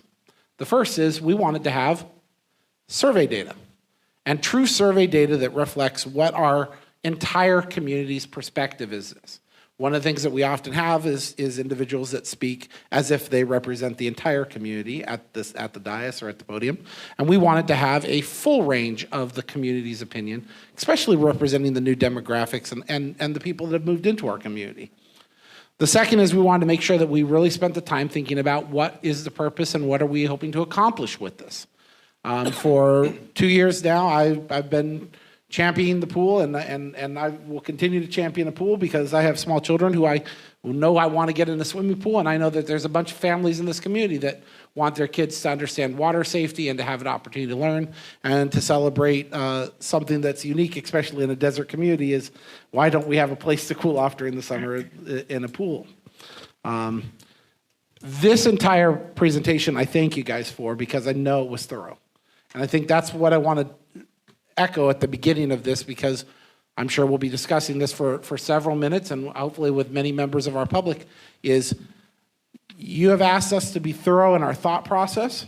You've asked us to be diligent in our collection of information from the public. You've asked us to make sure that we look at the best possible resolutions to meet the community's needs. And this is an option which presents that. Now, I don't want to sugarcoat. Every single one of us up here fully understands how bad the timing is for this conversation. We all get it. Nobody sees it otherwise. I took my wife down to LA yesterday for an MRI. It was a $250 MRI before my medical copay of $350 on top of trying to feed them and take 4 kids so that I can make sure that my wife's healthy. That's $600, and I'll attribute 20 or 30% of that at least to inflationary costs. I don't like it any more than any other person does. But one thing this council committed to was not losing the momentum gained through the blessings of those earthquakes and through the construction that's happening within our community right now. If anybody really pays attention to the history of Ridgecrest, when Ridgecrest is down, the economy's up. When the economy's up, Ridgecrest is down. There's been this pattern before. And we have gained an opportunity right now to grab a hold of the momentum that was gained in that earthquake in 2019 and gained in our community by having a workforce that was already largely working remotely when COVID began. Look at what other communities suffered in terms of sales tax, TOT revenue, all these other revenues compared to what ours was. We were able to not only maintain but continue to move the city forward, and then we didn't hesitate. We took opportunistic advantage of that time to make sure that when we came out of COVID, what were we doing? We're doing roads, we're doing parks, we're looking for grants, we're finding opportunities. We have a positive momentum going in this community for the first time, and I am not willing to sacrifice that momentum, and nor do I believe other members of our council have share that same opinion. If you want a community to rise, then you better give it the fuel when it needs to rise. And right now, revenue is our fuel. We have people that will gladly shop out of town and pay an LA County 10.75% sales tax rate. But yet also, while we're trying to bring in more retailers, we have to find those retailers and bring them in, and we're working for that. But we need to keep those dollars here locally. And everybody who comes through this town is helping then to contribute to the growth and benefit of this town. A sales tax solution accomplishes all of those goals while trying to protect the key element, which is that Ridgecrest is at its best when we take care of Ridgecrest. It's always been that way. Always. I'm a resident of this community for 18 and a half years. I learned that in year one. And it's time for us to stand up as a community and put forward the best effort to make sure that we can build on this momentum and restore the recruitment and quality of life things such as public safety, our parks and rec, okay, our roads, our police force. Let's get those things right so that we can continue to grow as the type of community we want to be. That's all I have to say. I want to hear from my other fellow council members. Peggy, you're up first.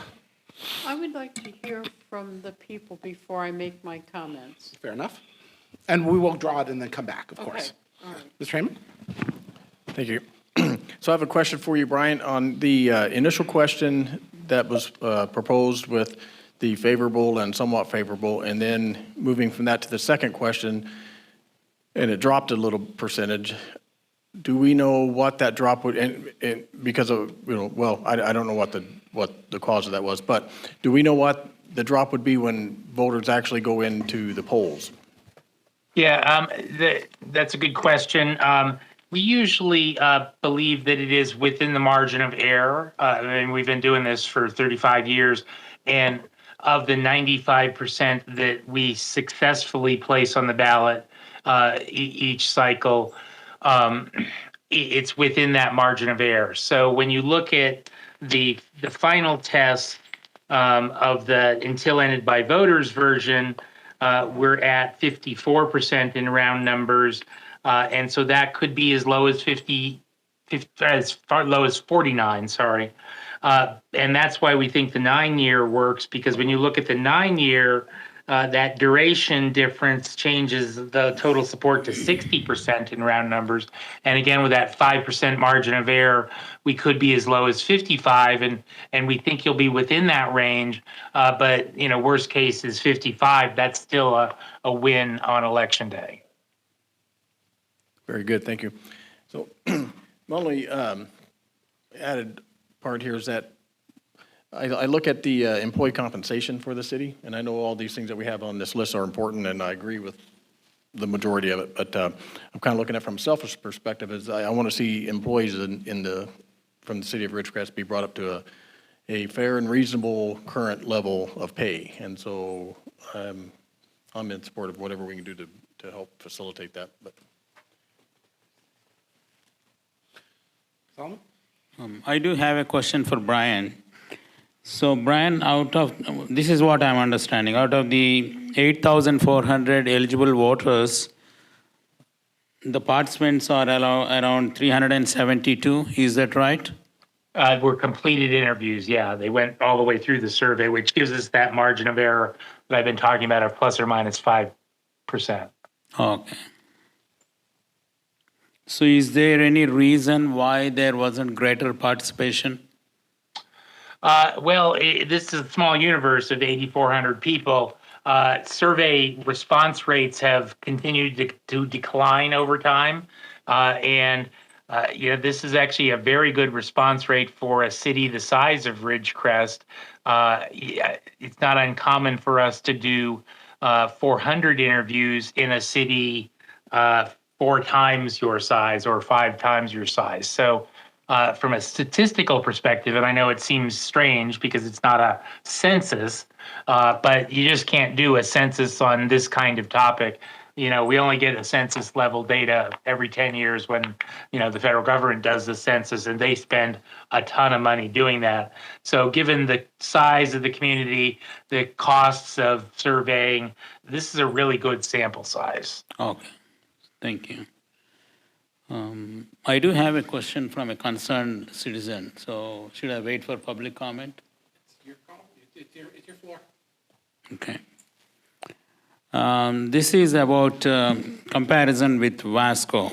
So he says Vasco has 1 fire station for support of 157 square miles. So for Ridgecrest, which is 21 square miles, he thinks having 2 fire stations is too much. If you cut down on that, we'll be able to save some money. So, go ahead. True. We could close the station and we could save $1.8 million. However, I think, I don't know if the fireman wants to say anything, but I will say, based upon my personal knowledge and based upon the study that we had hired, our consultant we'd hired to look into this issue, right now our response times are not exactly what they're supposed to be, primarily because we have 2 stations and the way our town is laid out. If you go to one station with 3 firemen, now typically if you have a fully engulfed house, standards are 16 firemen to put out the fire. That's to be able to do the incursion, to be able to have enough people on scene, to be able to get the folks in with the breathing apparatus. Usually you have to have 2 in, 2 out for OSHA standards. Going down to 3 firemen, you're not going to be able to make that incursion. Now you ask why we have so many of our officers that are involved. Our officers are actually helping pull hoses and that stuff to be able to get people quicker to the scene with the equipment that they need. To go to one fire station, you'll lose your ability to respond to 2 incidents at one time. So you have an auto collision like we had over the weekend where you had an overturned car on Ward, somebody pinned inside. If you'd had a fire, that fire department's not going to leave that scene. That fire is going to run unabated until the fire engine from Inyukern comes in at 20, 30 minutes. So what you lose is that ability to protect your property. You lose your ability to be able to protect life. 60% of the calls the fire department goes on are medical aid. We have a symbiotic relationship between the Ridgecrest Police Department, our fire department, and Liberty Ambulance. One of those 3 always makes it to that medical call in an expeditious manner. And when we get there sooner, that means we can administer first aid. We can help. The longer it takes us to get there, the less help that gets. Now, I think if you don't mind adding to this here really quick. Yeah, good evening. Bill Steers, Division Chief, Kern County Fire Department. Mayor, council members. Most everything, I agree everything that City Manager Strand had talked about when it comes to the service with 2 fire stations versus 1. Could we do it with 1? You would have service, but it'd be significantly reduced. So like we were talking earlier with fires, you have a residential fire. It takes up to 16 personnel to get on scene, to properly extinguish that incident, to save lives, save property, and reduce the loss of not just the one house that's on fire. Sometimes you realize you have exposures, and so you're threatening multiple different property and property value and people's assets that they have in the community. So part of that is what we look at when we're coming to do that portion. And then some parts that were talked about, which is called a 2 in, 2 out policy, where we have to have at least 4 firefighters on scene before you can actually make entry for a rescue when it's a adverse conditions with smoke conditions and heat for the safety of the personnel and that portion. So there's some rules that we fall under for national guidelines and how we look at that when you look at the national guidelines. If we just relied on 75 and 73, 73 has gotten the 73 is out of Inyokern there, has gotten significantly more busy over the years. And so it's not a guarantee that would be your next engine coming in. So then we have to jump all the way back out to out into Mojave and then over into the Kern River Valley and pull engines over. So as you reduce your service in this area, it gets expounded how much further out we have to respond into. So those are some of the downfalls of reducing one station versus keeping the 2. And even through the studies, as we look at studies even over this year, every month we're seeing a 12% increase of calls each month through this year already compared to last year in call volume wise. So an example was fire-wise, we had a fire last week in the area. They were just completing that one, and another fire had started. So we were able to move resources, but because we were already had a significant amount on scene, we were able to deal with two different separate fires that were within that same time frame. So it gave a quicker response, and that's helped support that area. So his follow-up question is, so Vasco has the same population of Ridgecrest, and they have 3 firemen, it seems. I don't know how many they have, but that's what he is quoting. So from how where? are they able to manage, and why we need more here? So And what area was that again? Pardon me. Vasco City? Wasco? Wasco. Yeah. So Wasco has a little different scenario. So yes, they have one fire station, similar population. The supporting engines and supporting stations around there are significantly closer. So that is one of the benefits for them. But I can tell you today, Wasco had several hours where they were unstaffed for the station, where the station from Shafter was going to have to respond in there to support that community, which is about a 15-minute response time.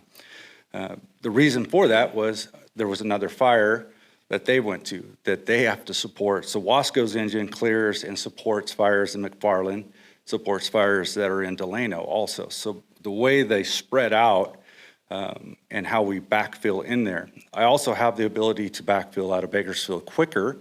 So with a 25 minutes, I can fill that station and backfill. Where for here, we're looking at 45 minutes to an hour with a fire engine to pull one from Kern Valley over to backfill a station because you have a longer incident going on. So that how we adjust and move resources around to make sure all the communities are staffed with minimal holes across the county is much easier in the Wasco area. Thank you, sir. Question for the staff. So since how long we had the 2 fire stations? How long have we had 2 fire stations? The second fire station on Dolphin was built in 1988, I believe. And prior to Before that, that, we were managing with 1 fire station then, right? actually, the reason why we built a second fire station was because we needed a second fire station. Because remember, the town started growing in '74, where people started moving out in town. And so and it took a little while to be able to get the funding to be able to build the second station. So, because we had a period of time where we may have only had 1 station, doesn't mean it was better, just means that justified the build I for the know. second I'm trying to second understand. station. So during that period when you had 1 fire station, so we were able to manage, right? I would probably argue that we weren't managing, that's why they built the second station. Because why would you build a second station if you don't need it? Okay. So, yeah, that's I all. mean, I got here in '86, so, you know, Yeah, trying to see if we can save some money there, so. well, you could save money, but what you're risking is property and lives, is what you're exchanging. If 32 years of being in law enforcement, I dealt with fire a significant amount of the time. And we have a very good relationship with Kern County. That's one of the reasons why I think we've been able to keep it 2 stations, because we have a very close relationship. In most other areas, just as an example, if there's a natural cause dead body, the fire department is normally stuck waiting for the coroner. We do that. So we have a good relationship where we share the work, we work with each other, and I think because of that cooperative relationship that we have, we've been able to operate more efficiently with less staffing. But if you ask me, as a former officer going down to 1 station, would that be good? No, it would not be good. And I can say that based upon personal experience. That's all I have for the time being. I would like to ask one if I can. Yeah, of the captain or I think because I thought he would come up after. Could you address fire insurance? Is that something where your expertise is, or do we need to ask staff? Because I'm concerned that we say we cut the cost of that 1 station. The people that are going to pay for that are those people that live further away from the operating station now. What does that do to them? Yeah, so the question about would be ISO ratings is what we're talking about for the insurance. So we have been doing a study with that across the county. So I am not the expert in ISO ratings, but we have done some of those, and I'm just trying to look up some of the data. But I know when we did do a study here, if we dropped one fire station, I believe it raised, was it 5%? Manager Ron, do you recall that? I believe it raised it 5%, your insurance costs based on reducing that single engine. One of the difficult things about, because we asked our consultant about this, and it's really difficult to quantify because there's so many different insurance agencies that provide insurance. But I will go back to just simple logic. If we have, and I think the deputy fire chief can validate this, we do have a lot of fires in Ridgecrest. And so once you have that level of experience within your community, it does draw attention to your insurance companies. Now, I'm not gonna say that if we go to one station, your insurance rates are gonna go up. But I will tell you that if we have more catastrophic losses in fire, that we basically are, the fire department now is just an entity that surrounds and puts the fire out or just protects neighboring properties. Logically, that seems that would be a negative factor in determining your insurance. But from talking to the consultant, there's really no way of actually, you're not going to get an insurance company that's going to come out and say, or an entity, the ISO folks are going to say, yeah, if you do this, this is what's going to happen.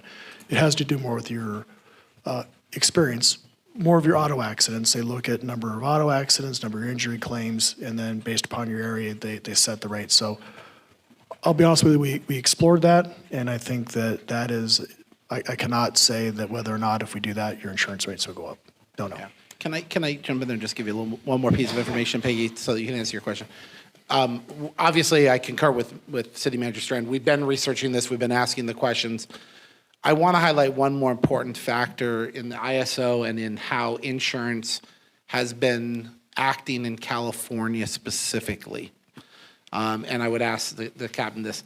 Has there been a growing challenge with obtaining fire insurance in California since the wildfires? So with wildfires, it has been a growing concern throughout that time. Just even for myself, I live in the Kern River Valley, so it continues to get harder and harder for that. Harder and harder. And so if you cut out an entire station from a population, you increase the potential risk of having fewer and fewer carriers for an area. As the number of carriers decline, the economics of competition become more and more expensive. I am just making sure that I'm not talking about we've gotten factual, but there are some concrete things that are happening within the insurance ability of Californians that are directly correlated to possibilities of the station closure. I was going to ask two more questions. That was one. The second part of it is, would this statement be incorrect for me to say, I live 100 yards from the fire department. This is my insurance rate. I live 5 miles from the fire department. This is my insurance rate.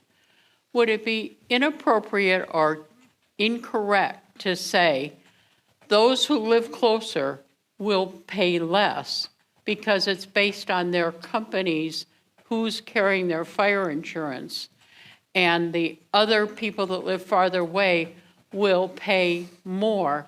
So therefore, I, living 5 miles away, am subsidizing those of you who live closer. Is that incorrect to say that?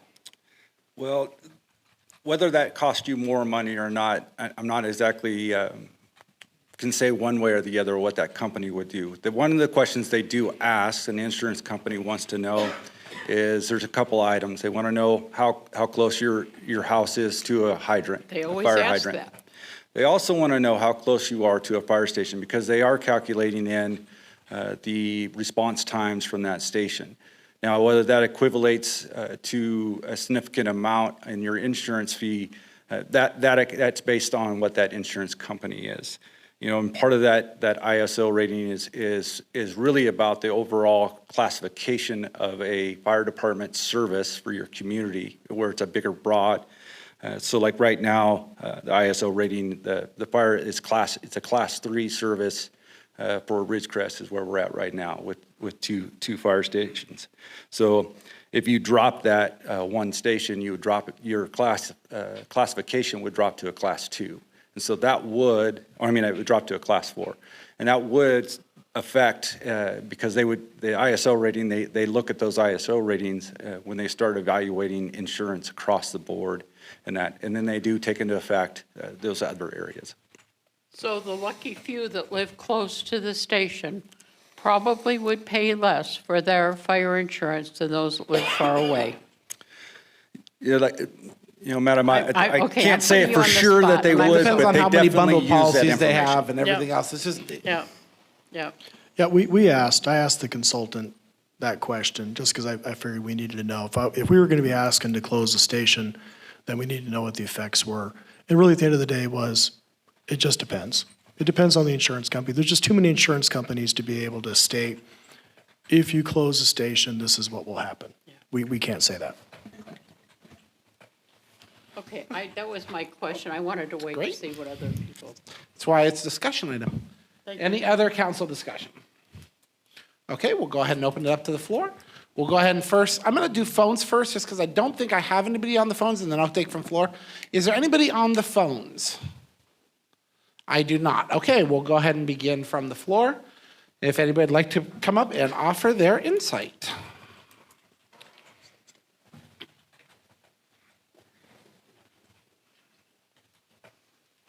Hello, I'm still Skip Gorman, and I thank you for that. This whole agenda item number 8 has been great, answers a lot of questions. I agree with you, timing couldn't be worse for raising taxes. But something in the back of my head said they built the Empire State Building in the middle of the Great Depression, didn't they? So maybe there's good luck in it. I shudder at listening to talk of improving the streets while there's a gang in yellow vests out there daily with their trucks ripping up the streets. I hate that. I don't have trouble with going from 8.25% sales tax to this big increment of 1 full percent, 9.25%. Getting serious about taxes. Big city taxes, 9.25%. I collect sales taxes in my shop. And so they're real to me. I don't know what the effect will be on the people here in the valley. I got a glimpse of the personality of these people here. And this will be part of this discussion, though I might not be able to forge the link right now. We saw the movie. I'll get on track, I will. Top Gun Maverick, part of which was shot here on opening day, Thursday in the theater. And the enthusiasm of the people gathering and filling all the seats in a room larger than this was fun. Indeed, some lucky lady came in and sat in a back seat, was seen by a gentleman who knew her from the front seat. He stood up and yelled, I think her name was Monica, it probably wasn't, "Happy birthday, Monica!" And she probably smiled and waved back. But the level of enthusiasm and community at that moment was palpable and viral. Indeed, somebody else who probably didn't know Monica decided to join in and stand up and wave, "Happy birthday, Monica," and others joined in.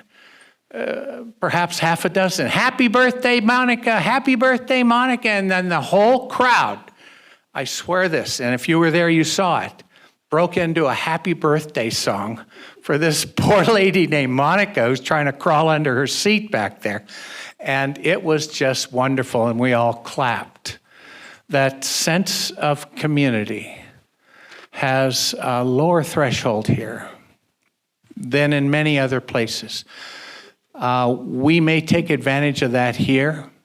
I'm not against 9.25%, especially since I was surprised to hear the mention of penny pools so often. I'll be sure and tell my first wife to log on to YouTube and watch at least this part of this meeting. It's worthy. But you rascals, be sure you're not speaking in vain when you mention penny pool. It's the carrot that this pony has been driving at the whole time. It's got to happen. If this happens, if this tax happens come November 8th, that pool had better happen also. And I know it will. Those are my thoughts. Perhaps if I start writing again, there'll be others. Thank you. So Skip, can I just say one more thing for you? Because I so appreciate what you said, is that we have to follow through on our words. That's what you said, and I agree with you 100%. And I want to ask you a question. Did we do that with V?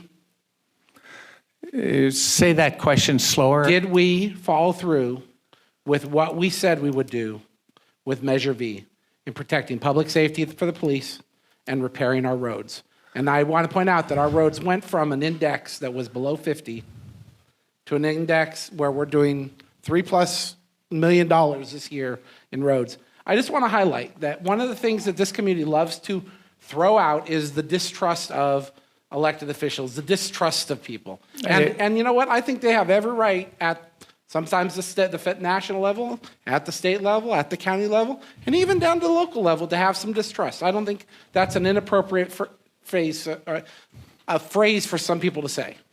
But I want to stress that when we came to this community for Measure V and we said we have to protect police and we have to start working on roads, we did just that. And I just want to point that out, that if we're using the word pool here. Yes, you did. I lit up like the bulb on the top of the Christmas tree in my heart when you said that. I haven't been that close to the Measure V conversation over the years. I wished I had, but when you guys start talking money with your budget session a little while ago, my eyes cross and I slip into a mild narcolepsy. I don't catch anything. Gosh darn it, there was one other thing I wanted to talk about. Brian, you're still listening. If this happens, it will probably be in spite of those awkward polls and surveys rather than because of it, though I like using data to make your decisions, engineering background and all that. I was annoyed at the goofy questions that were generic and may have been asked any goofy little city anywhere. They were too generic. What do you think? Here are your 5 choices. That almost never works. It was awkward enough to embarrass me. The listing that was put up by city manager was a good list, a list that would be birthed from folks like us who've been here a long time. The extent to which, let's see, one of the poll questions, do we worry about a responsive 9/11 facility? Well, among the top 10 things we worry about in Ridgecrest, 9/11 wouldn't even come up unless it was listed as one of our choices. I guess that's what I'm talking about. I'll stop talking. Bottom line is, thank you, sir. Oh, you're welcome. Okay, any other public comment?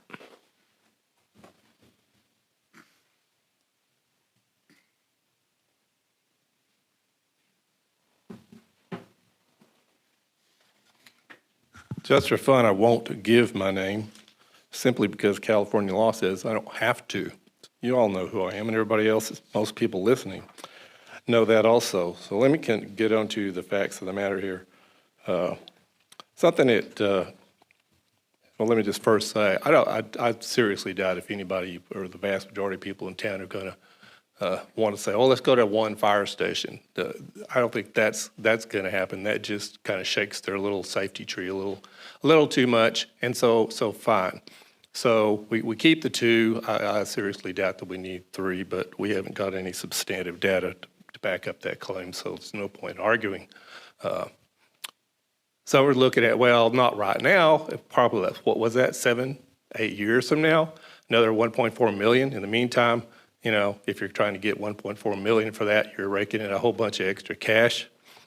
Let's talk about information that the city makes readily available. You can get on their website and look at their comprehensive financial reports, and data from the 2021 financial report indicates that the city basically has a very good cushion of emergency, I would call it emergency funds, to fund things like what's there for the wastewater fund, what's there for all other kind of committed kind of funds, so forth and so on. And so for the last number of years, they've had also a healthy revenue over expense surplus. And this is somewhere around $3.7 million. If I'm not, I believe I'm correct in this. I don't mind being corrected. That's more than enough, way more than enough to cover this added cost for the fire service.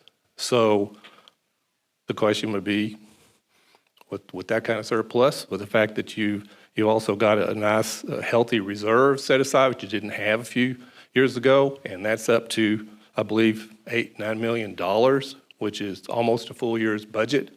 I don't see how you need the money. But yet you lever this with the survey, same thing that the county just did. Oh, by the way, for people that aren't aware, the county is now coming at the unincorporated areas of Kern County. They want a 1% sales tax. So you can't drive to Kern and avoid the city sales tax. You'll just end up paying the county sales tax if they get their way. So everybody in sight wants more money. All governments, anytime they have financial difficulties, they put their hand out and say, we want more money, we want more money. Well, you've got enough, I believe, to cover the fire protection services. And the other things that you talked about and the language that is used is what I tend to call the big mama government approach, where we don't talk about necessary things the government should provide, but we talk about all these little wants, like the pool. Okay, lots of people want the pool, but how many people, what's the percentage of people in town that both want and could even use the pool over a given pool season?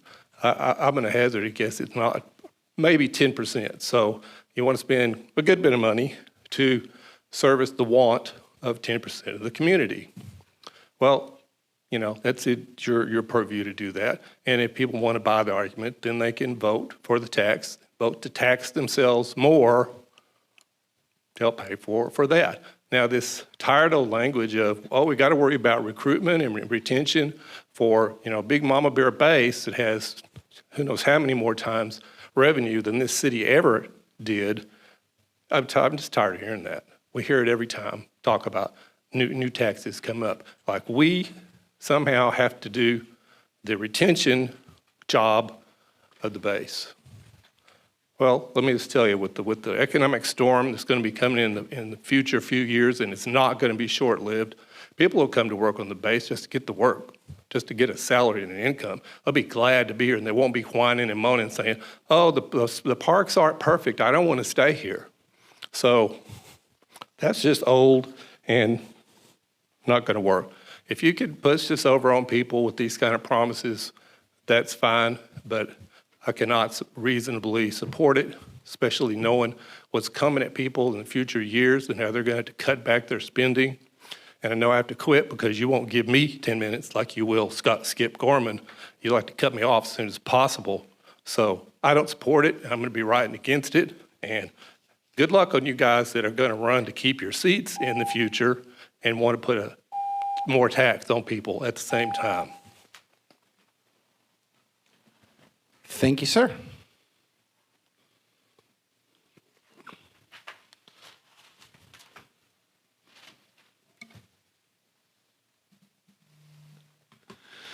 First of all, a couple questions. I would like to know, is that, I want to make sure I say this real clear. I commend the job the fire department does in our valley. I think they do a fantastic job, and I have no problem with the fire department and how they're staffed and everything else. But as far as the study that you contracted for, can I get a copy of that study?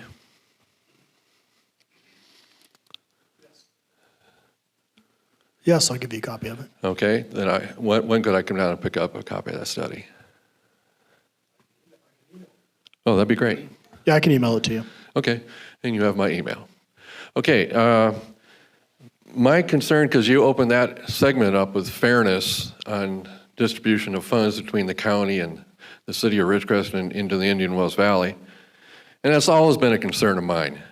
From the first time I served on the city council back in the 80s was fairness between the county and how they distributed funding throughout the county and how they treated the city of Ridgecrest. One thing I want to add, that there's always a negative connotation to the debt that the RDA has and how it's causing a little bit of limitation in your funding capabilities. Remember this, the second fire station on Dolphin was paid for by us, the city of Ridgecrest. Gateway School was paid for by the city of Ridgecrest. This complex we're standing in, whether you agree with it or not, and there were a lot of people back then that did not agree with it, was paid for by the city of Ridgecrest and the RDA. So the RDA paid for that fire station, they paid for Gateway School. So part of that funding that we're paying off right now is because we built those facilities.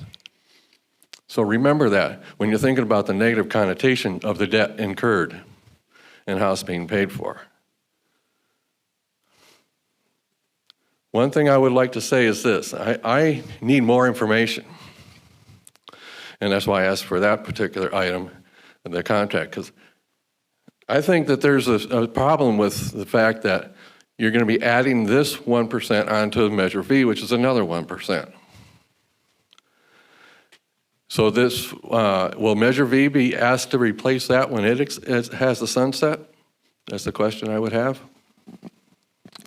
I think that'd be up to the current council at the time, but I think that being that we had Measure L, Measure V, to do without for Measure V to expire in 2024, we'd have another $6 million hole in our budget. So I think logic would dictate that we would want to continue with that. We need to fix our revenue. We've had a revenue problem since you were on council. Yes. We've had a revenue issue the 37 years I've been here, and we have a community that wants more services than we can provide, and I think it's up to the community to decide what level of service do you want. I mean, we talk about the base and should we be responsible for recruiting and retain? Well, the people who work on base live in town, so it's really their choice. What sort of quality of life do we have? A very safe community. We have a very lean budget. We do a very good job. But there are, my 5 years as city manager, there's more demands for service than we have the people and the funding to provide. Okay. I, too, along with you, Solomon, was concerned with the sample size. And then, of course, his answer was, well, it's a pretty good size compared to the rest of Ridgecrest, or other cities that they do. So that kind of surprised me because of the size of the city we have to have 372 sample rate. But anyway, one of the questions I did have a problem with in that survey, though, was that I can't remember how it was phrased exactly, but do you favor local control of the fire services? Local control of the fire services. What local control do we have over the fire services other than helping to pay our fair share? Well, in some regard, we contract whatever service level. Would it be my recommendation to start our own fire department? No. In the study that we did, we get a very good deal from the county. It's a regional fire department. So I think when you're talking about local control, we get to control how many stations we have. How many, do we want 3 stations, 2, or 1? So we do have some control over that. I mean, obviously, I don't tell the fire chief what to do. You know, he works for the county, we contract with him. So I think when you look at local control, do we want to control the level of our fire service? Right, and that's purely a function of money. Yes. All right. So if they say you want 2 fire stations, then you got to pay X amount of dollars. Correct. Okay.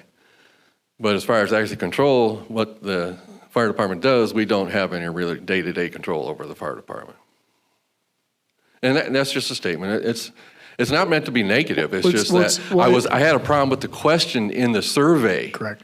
Of giving the opinion or the appearance that we have control over this thing, and we don't. We do have a contract with them. So they do have a contract to provide a certain level of service in a certain way.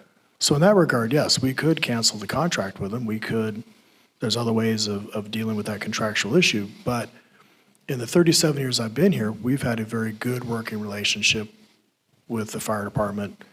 And I don't think that is going to change in the near future. So. Okay, that's fine. And my final comment would be is that the caution here is that not that we don't trust the council at all in what that they say they'll do, but every 2 years that council can change. And with an open sales tax that is not targeted at anything particular, the next council can say, we're not building Penny Pool, we're going to build an Eiffel Tower. That's the problem. Thank you, sir. Is there any other public comment from the floor? Okay, seeing none. We'll bring it back to council. So for closing council comments, Peggy, anything else that you would like to add or address? I would like us to look at the idea of what we do and what we say. And I find it very difficult listening to people say, you don't do this, you don't do that. And I'm thinking, I don't know how much more we can do without saying to you, here's A, B, C, and D, and we've done A, B, C, and D. And I just wanted to emphasize what you said about Measure L and V. It was all there. You talked to the people who served on those committees. You talked to the people who look at what happens in this community that makes us unique. It is that we are local. We control where we live, what we live, and how we live as best we possibly can, given some reasonable expectations by the federal government and the state government how we're going to do. But it comes down to, do you trust each other? Do you trust each other? Because we're not saying the only people that are going to pay for this are the people who live here. But we have the new families that are coming in, the new people that come in and stay, the people that have filled up our man camps, that are filling up our hotels. They are paying for that too, and will pay for it. So it isn't all borne by you, it's borne by us. And I want us to remember that. That's important because we all have to do this together. I'm tired of the us and them idea. It is us. There isn't any them here. Thank you. Mr. Heyman. So I just want to go back to, I think it was a good year or two ago, we had a list of different communities in California that were similar to our community, and where their budgets were, and I would say probably kind of similar to what Brian had put into this survey. And the facts are, we sit in a unique environment out here in our remote Ridgecrest, and so we have, it's great on one hand, it's a double-edged sword. It's great on one hand, we have the naval base and the amount of employment that they bring to the city. But with that comes, we sit in one of the lowest, in that list, I'm gonna go back to that, we sit in one of the lowest positions on that list of where our budget is in comparison to other cities. And the reason is because of that great opportunity of the base, and what it provides for employment, but doesn't provide for taxes and what these other communities and where they get their taxes from. And so as a community, we want to have nice things like these other communities have. And to have it, we will have to pay for it. And I'm not against that philosophy. Matter of fact, I promote it. I think if we want something, we should earn it, we should pay for it. We own it, we tend to take better care of it and enjoy it. So it comes down to, we want to be able to pay our employees proper and consistent fees. We want to be able to have a swimming pool for our kids. We want to be able to have nice parks. We want it to be a nice environment. And to have that, citizens of Ridgecrest will have to pay for it.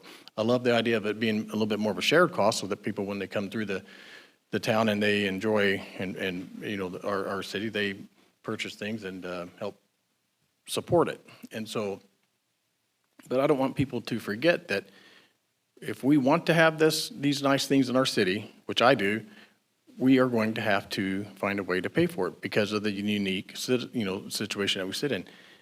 Mayor Bruin hit it on the head there that, any of us that have lived here for 30 or 40 years and have been through 2 or 3 recessions, we've seen where you almost kind of feel bad when the rest of the United States is in a recession and they're all kind of starving, for a dollar, and we're sitting out here in our little remote area doing quite well.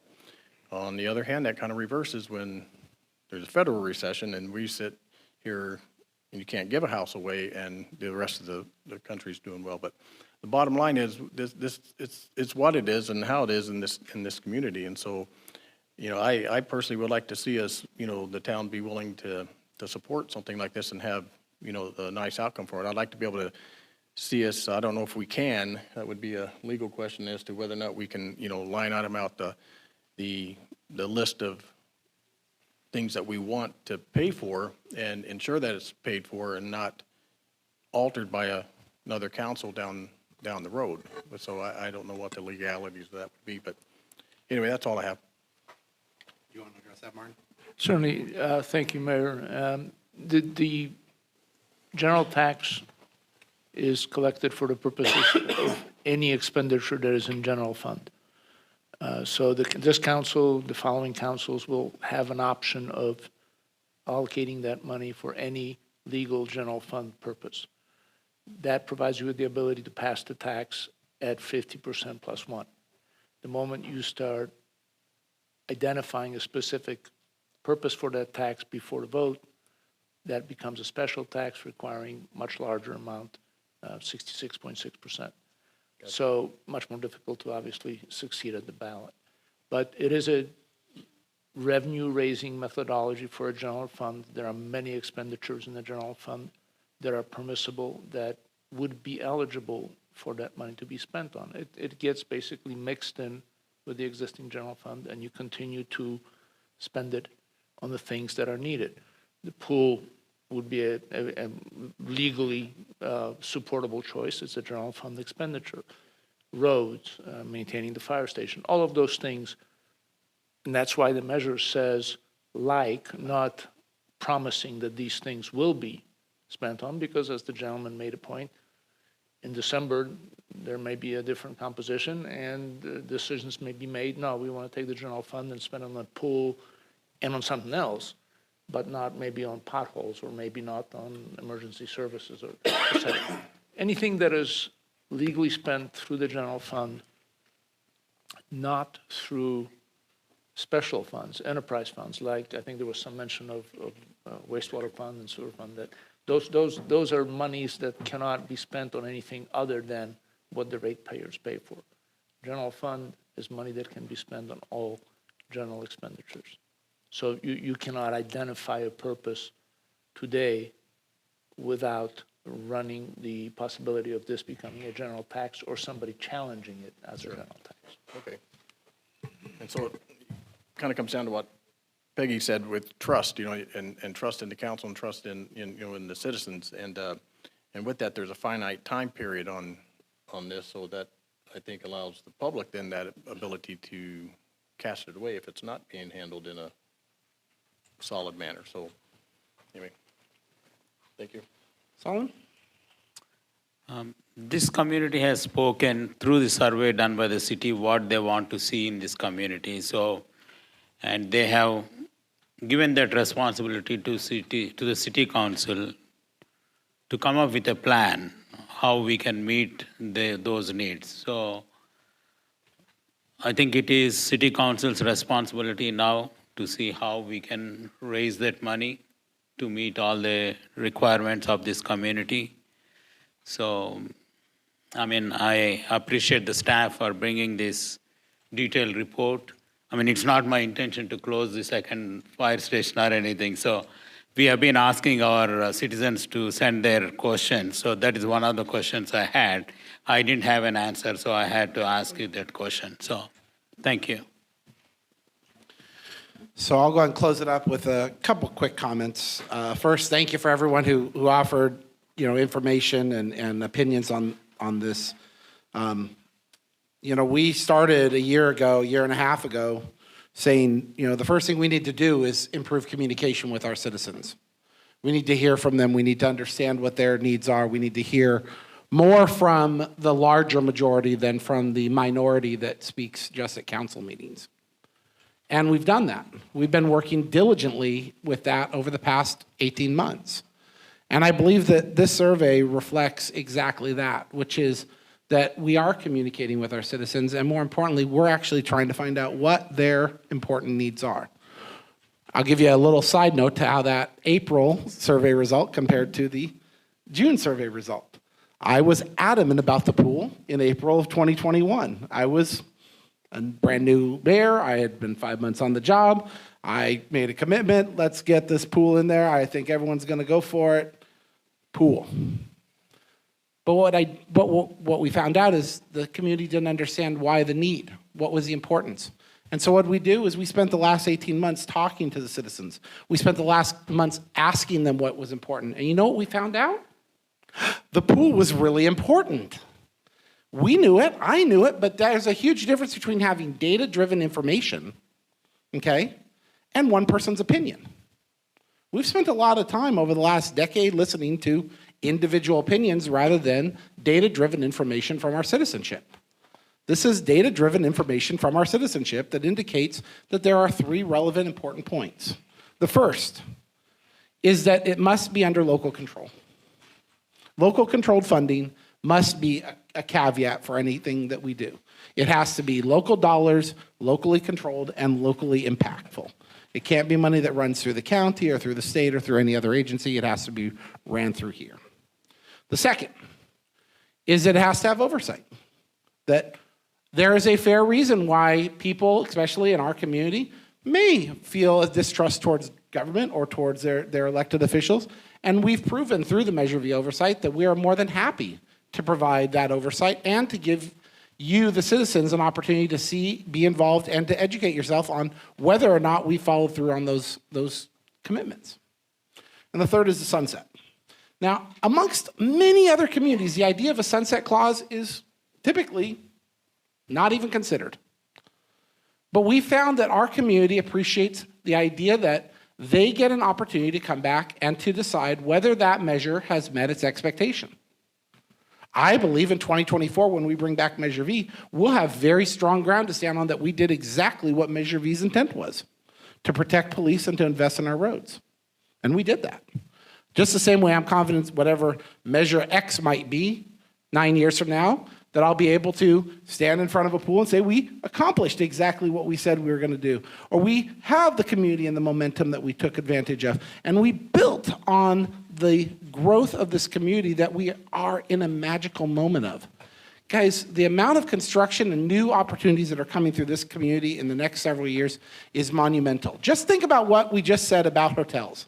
So we talked about 2 hotels, one nearly completed and one that just began construction. Do hotels service locals? No. So 200 rooms of people who are visiting, they aren't building those because they expect them to sit unoccupied, correct? So they're building those rooms because they expect to earn $150 or $140 a night times 200 rooms, and they expect to do that every day of the week. That's 400 people that are then, let's just assume there's one person per room, 200 rooms each, we'll take 400 rooms. And this is just basic math. I'm not getting down to the details. Somebody can argue with me about the exact semantics, but the bottom line is that's 400 people that are helping to feed our community's infrastructural and revenue needs while they're visiting by giving us an extra 1 cent when they're doing things in this community. And you know what? I think that's opportunity lost that we have failed to capture for a long time. Ridgecrest should be the Eastern Kern hub. We have people that come in from every other community in the area, from Lone Pine to Kern River Valley to Cal City to shop at Walmart. Every single time they drive into this town, they get stuck at a light at Radar, or they drive on a city road, or they go to a park. They're not contributing to those revenues except for the 1% we're getting from V. Why are we not trying to maximize our ability to protect and preserve our revenue and infrastructure by making sure that we have the broadest base of attacks? The fact is that one of the things that one of the speakers said was that $8 million was sufficient reserve. That's less than a half a year of our current budget. And you know what? For years, this council made the decision to keep that reserve very, very low. They didn't have a huge amount of reserve. I can show you the statistics that show how much we've improved by thinning out. But that thinness can only go so long. A paper can only get so thin before it breaks. And right now, we have been operating our city on a paper-thin budget.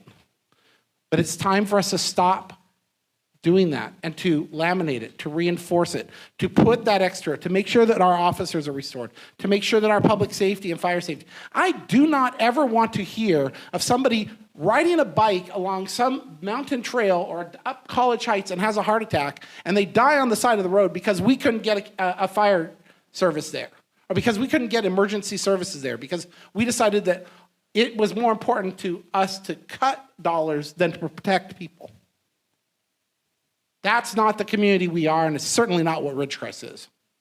So it is with great pleasure that I ask this council to agree with me and to encourage staff to bring a resolution to the city council at our next meeting with the layout as presented for a 1% sales tax measure to be added to the November ballot with a sunset clause of 9 years and a citizens oversight committee with the commitment that we will use those funds to continue the momentum and growth that this community not only deserves, but it's about damn time it took advantage of. We have an incredible community. We have an incredible city, and it's about time we all started investing in it and building it. And with that, I would ask for my other council members to chime in if they agree with my position. Yes. I agree with you. I'm in agreement. Staff so directed. Thank you. Okay. Thank you, staff. Next item is item number 9, introduction of the amended and restated solid waste franchise agreement between the City of Ridgecrest and Waste Management of California Waste Management Company. I was going to suggest a break, but I know you guys have been waiting here patiently, so we're going to push through waste management and the rest of the agenda. I hope everyone is patient, and thank you for that discussion time. Okay, HF and H.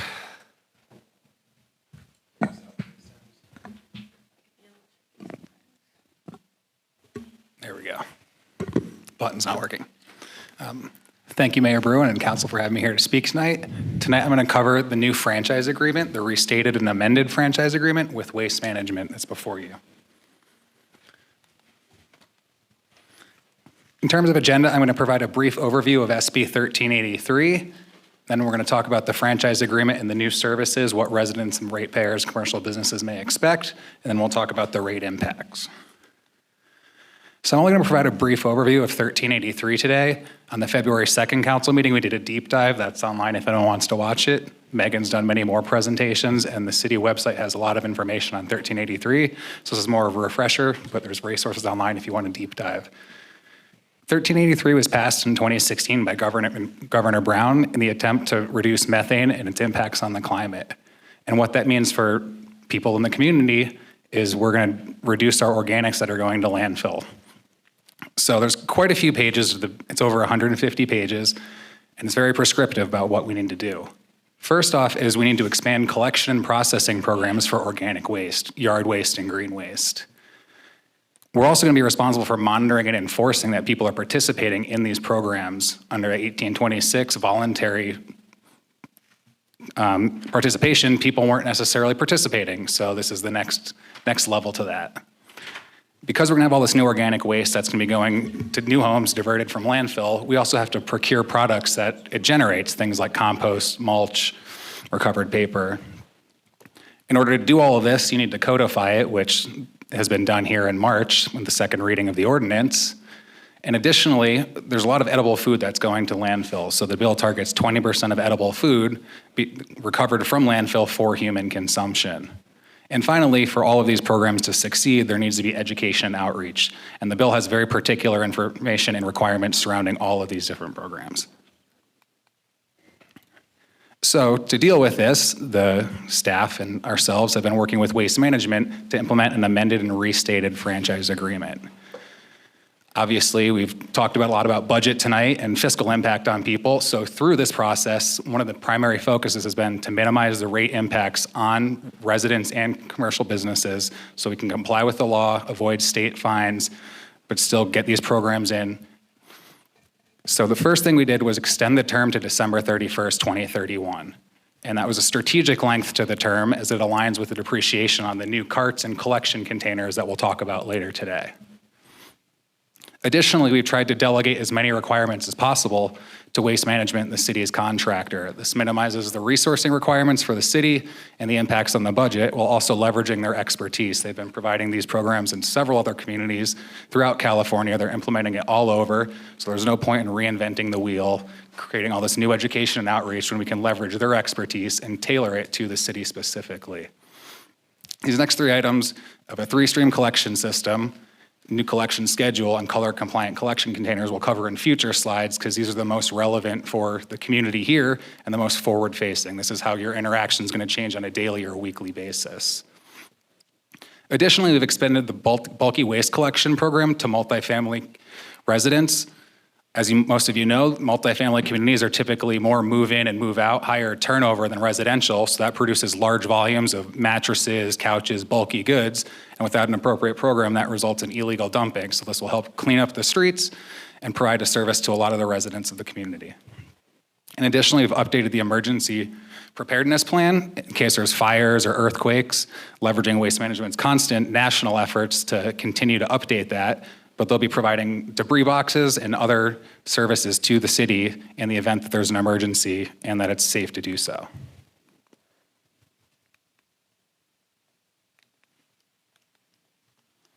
So in terms of a new collection schedule, we've explored the biweekly collection of both recycling and organics. Currently, you have weekly solid waste or trash collection and every other week recycling.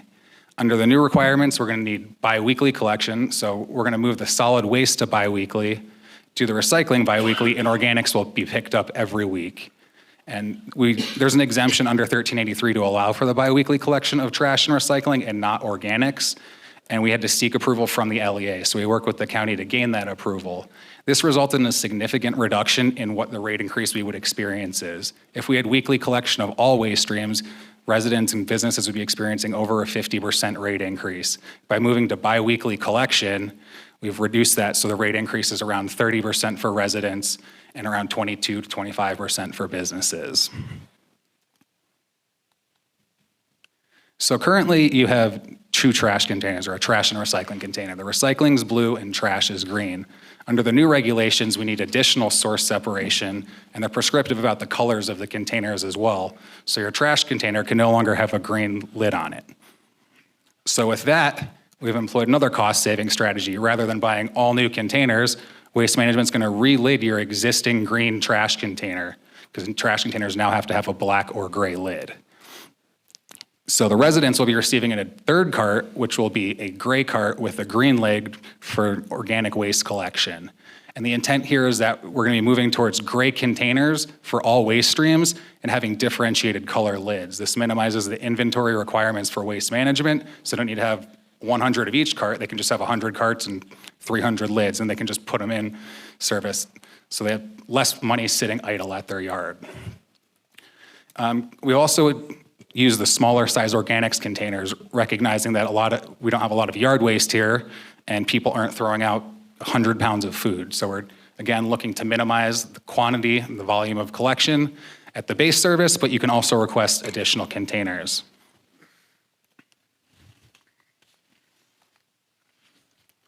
So there's also some other contractor support for 1383. As we mentioned, we're trying to delegate a lot of this.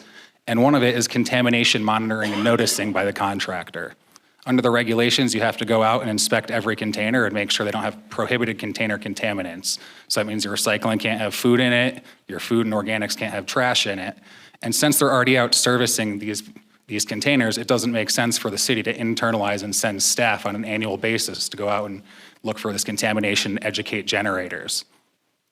They're also providing annual education notice to generators and edible food generators. This, again, is required by the law. There's a laundry list of 7 or 8 items that you have to educate people on.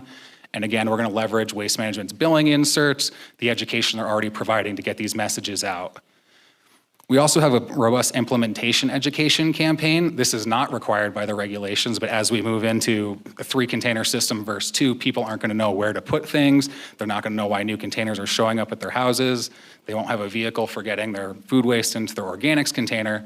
So we've contemplated that as well to assist the residents and the commercial businesses with complying. That's what the food pail is for. If you have to get it not in your trash can and into a separate container at the curb, we don't have a lot of footprint in our kitchens to have multiple containers. So we'll be providing small food pails that you could put your food scraps in. You can put them in the freezer so they don't smell, and then you can empty them at your curb every couple days or once a week once they fill up. Additionally, there's collection waiver verification. The legislation allows for you to apply for a waiver as a commercial business if you have de minimis volumes or space constraints.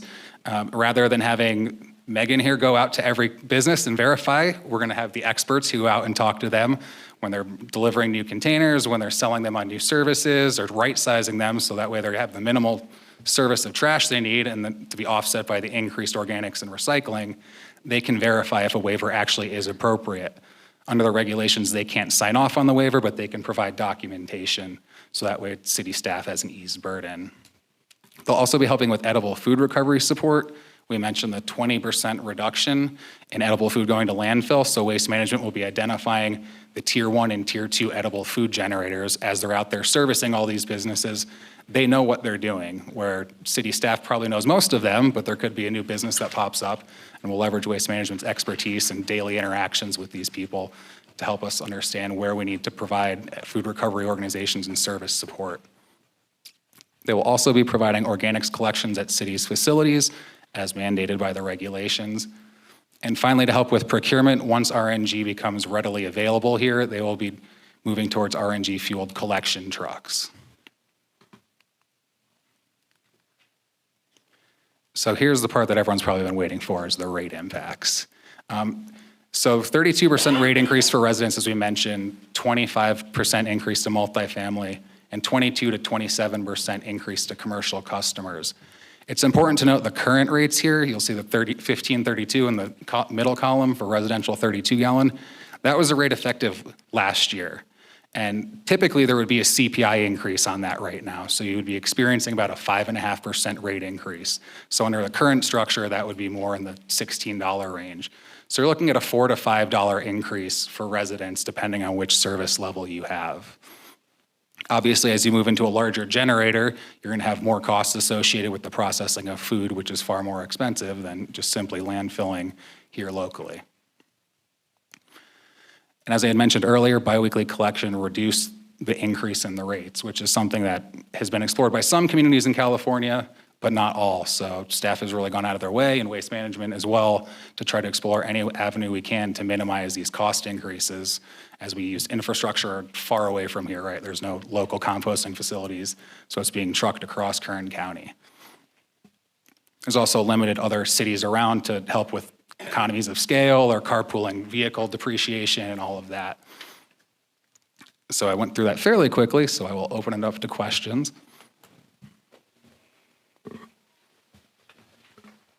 Well, let me begin by thanking both of you. I know Megan has been working trash since she started. Over a year. And we call Kyle the trash man. We'll make you the trash lady. It's ironic he's not here today. It's ironic that he's not here for trash. That is funny. And thank you to HF&H for all of your work in working with our staff through this negotiation and consulting process. I'm just going to make a couple quick points that need to be recognized and understood. SB 1383 is a requirement. It's not something we said, hey, let's implement organics as soon as we humanly can because we want it. No, that's not the case. Two, does this make trash service within the city of Ridgecrest mandatory? Yes, it does. There's no maybe, sorta, kinda, yes. Does it mean that we are going to show up at your doorstep on February 1st if you don't sign up for trash service next year with a fine and a bill and a whole bunch of action? No, it does not. It means that we are going to have a scaled implementation of this product as quickly and as reasonably as possible. And we are hoping that the citizens understand that this is a necessity if you're going to live in the home. Certainly hope to not have an argument with anybody. I don't suspect that's going to happen, but I can hope. Third, this council, this staff, well, first, let's forget the council, the staff. They were told from the very beginning of this project to do their very best to minimize the impact to the ratepayer. That was the direction of the council previously. It's the direction of this council. Minimize the impact to the ratepayer as much as possible. I don't know what else you can say than when you go and fight for a complete change of service to biweekly for trash, that you have not done everything in your power to fight, to reduce, to keep the impact to the ratepayer as minimal as possible. Second, let's not ignore some facts. Once again, we live in the Mojave Desert, an hour and a half from most major civilization points, okay? We don't have 15 other communities around us which we can share resources with, as you mentioned, through economies of scale. We don't have a trash service, a drop-off that's right over there for this thing or for that thing. Organics are gonna get trucked in different places, and that's why we are hiring Waste Management to manage that. Because the city of Ridgecrest doesn't have that ability to. And they are going to be the ones that work on the containment and work on the contaminant and all the other things. I've gotten the letters. I understand if we screw up, it's our fault. But we've done everything to make SB 1383 as comprehensive and as gentle a rollout for this community as we are capable of doing. Yes, trash service will be mandatory in the city of Ridgecrest at the beginning of the next year. Yes, if you have trash service in the city of Ridgecrest, you will have 3 barrels. Yes, do you have an organics barrel that everyone thinks is going to stink and smell up in every way of Sunday in the summer heat? Yes, you will. But I got a kick out of your suggestion about sticking it in the freezer until the day. I don't think I'm going to be doing that, nor am I going to be encouraging my kids to do that. But however, I do see the logic within it. So humorous, but May I just make a point to your, and one of the things we worked with Kern County Public Works about was in an effort to reduce those concerns about vectors or smells with the organics, compostable bags will be accepted in the organics collection, so that should help keep the kitchen pails and the organics bins cleaner. And it is still gonna be the same trash, whether you're putting it in your solid waste trash or if it's going in an organics bin. We're not creating new organic trash to give exactly. people. It's the same stream of trash. Correct. That's what, for those people that are out there say, how did we get to the argument with LEA and with Cal Recycle is the same stream of trash. I remember City Manager Strand explaining it to us up here, is if this is full of trash and you start segmenting this portion off for organics, it doesn't mean that you added that much trash. It just means that you segmented your trash off, therefore reducing your solid waste trash into a capacity where we don't need weekly service. The staff and our consultants and Waste Management all worked in good faith together to create the best possible proposal for this community of a state-mandated requirement. And I compliment them all for it, and I don't have any questions because I've been living in trash trash, fire, pool, I don't know what else, communication. I think I got handed a laundry list when I got here, and trash was on it. So that's all I have to say. I will start with Solomon this time. And any questions, my friend? So thanks for the presentation. So these rates are per month, right? What you have shown? Correct, these are monthly rates. Okay. So the organic will be starting with effect from January 1st, 2023, right? Correct, the collection will start on January 1st, but there'll be a robust education campaign and rollout of the containers. Obviously, with 8,500 residential accounts, you can't just roll them all out in one day, so it's going to be an ongoing process until that January 1, allowing Waste Management and the city to educate people so they know how to participate and avoid contamination on day 1. I did the math and the rates are reasonable, so thank you very much for working with us on that. So having said that, the existing contract already expired, correct? Correct. So is there going to be any increase starting from this month for the existing recycle and waste? The increase will be effective as soon as the franchise agreement is signed, and then it will be increased again next year. So you would be experiencing these rate increases now. For me to be clear, so is the rate increase effective from January 2023, or are we going to increase the rates for the existing services from July onwards? Ron, can I please get your input on that? July onwards I is what believe the it's staff July. report. I'm just a little Yeah. confused by I'm the sorry, question. what was the question? Yeah. It's July 1. Yeah, I just wanted to make sure before I this is answered that July I to had that January, correct, right? that the rate increases will take effect beginning in July. Correct, yeah. Thank you. July 1st. If they were to take effect January 1, then the depreciation for things like the carts and the vehicles would just be expedited, so that would create a larger increase if we hold off. Yeah, I And want Waste the public Management to would be aware of that fact, so. Yep.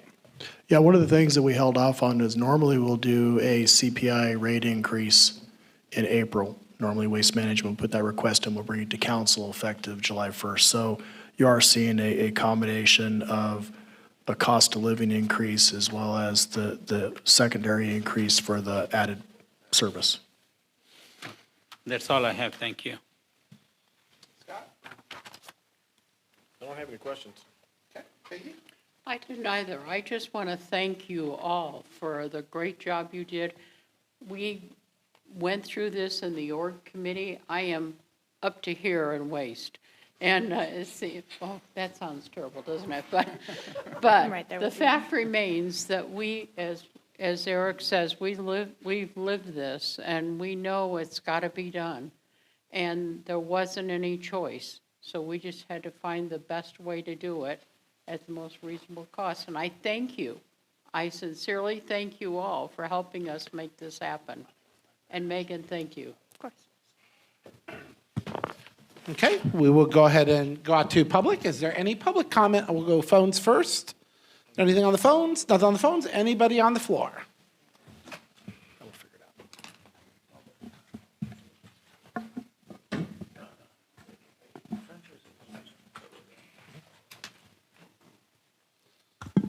Yes. These stated rates are confusing to me because they don't reconcile with the bills that I normally get.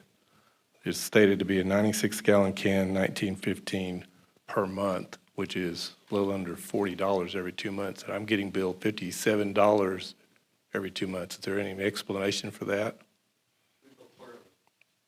Sorry? Josh, Not could every you, two, Josh, it's could you come every up and answer 3. that question, please? Okay, then that probably clears that up. Okay. Waste Management cleared up that it was quarterly billing for everybody listening. I just talked to them today about another issue, and I mentioned every 2 months, and they said, yeah, so that's why I'm confused on that. So that's cleared up. Just want to state one more time, as far as I'm aware, unless it actually happened, I'm not aware that the council at any point in time after the passage of this law sent any letters or any communiques of any forms, just stating that they didn't like the state of California forcing this green agenda on their citizens forcing increased costs. And oh, by the way, the cost is really not 32% because you're getting less total waste carry out from your property than you were before. So it's really more like for what you're actually getting for your money, 45%, something like that. So, you know, thank you, California, for increasing something else that I have to pay for by 45% more. And oh, by the way, the County of Kern data from 2018 states that the average household is going to generate a whole about 5 gallons of organic waste. So paying 45% more to get rid of 5 gallons of organic waste a week is a real huge advantage. And I'm sure most people in Ridgecrest that are to be made aware of these facts would just be highly appreciative of the city council passing a law saying you have to have the service, you had no choice, and you're going to get charged this for it whether you like it or not, and we're going to make you do business with a private company. That is fascism in action, and I guarantee you the 1,000 people in this town, according to the city's stated statements of recent months, that don't have trash service and are now going to get these little letters or arm twisting or whatever it is, however they're going to be approached to be forced to begin to pay for a service that they never wanted to have in the first place. Yeah, you're going to have some nasty emails and letters and arguments. I hope you're ready for it because they proved at the last trash debacle back in 2008 that they weren't going to have it. And that's the only reason that trash service has been optional up to this point. Not anymore. Mike, I'd like to say something, please. Feel free. I don't know if you're aware of it or not, but as a business owner, I see people coming who clearly don't have trash because that's why they're coming to putting it in my dumpster. At least I I'm sorry won't for have that. to be paying or making space for their trash to put in my dumpsters. And I think it's more equitable. Do I like it? No. But I don't like them using my trash either. Well, you know that kind of stuff's going to happen, but it has nothing to do with any of this. Those 1,000 people that don't have trash service, you're well aware the vast majority of them are hauling their trash out to the dump. They're being conscientious. They've been doing it, a lot of them have been doing it for who knows how many decades, and they're still doing it. And they're not coming to go see Peggy and dump it in her trash bin. If I may, Mike, I disagree.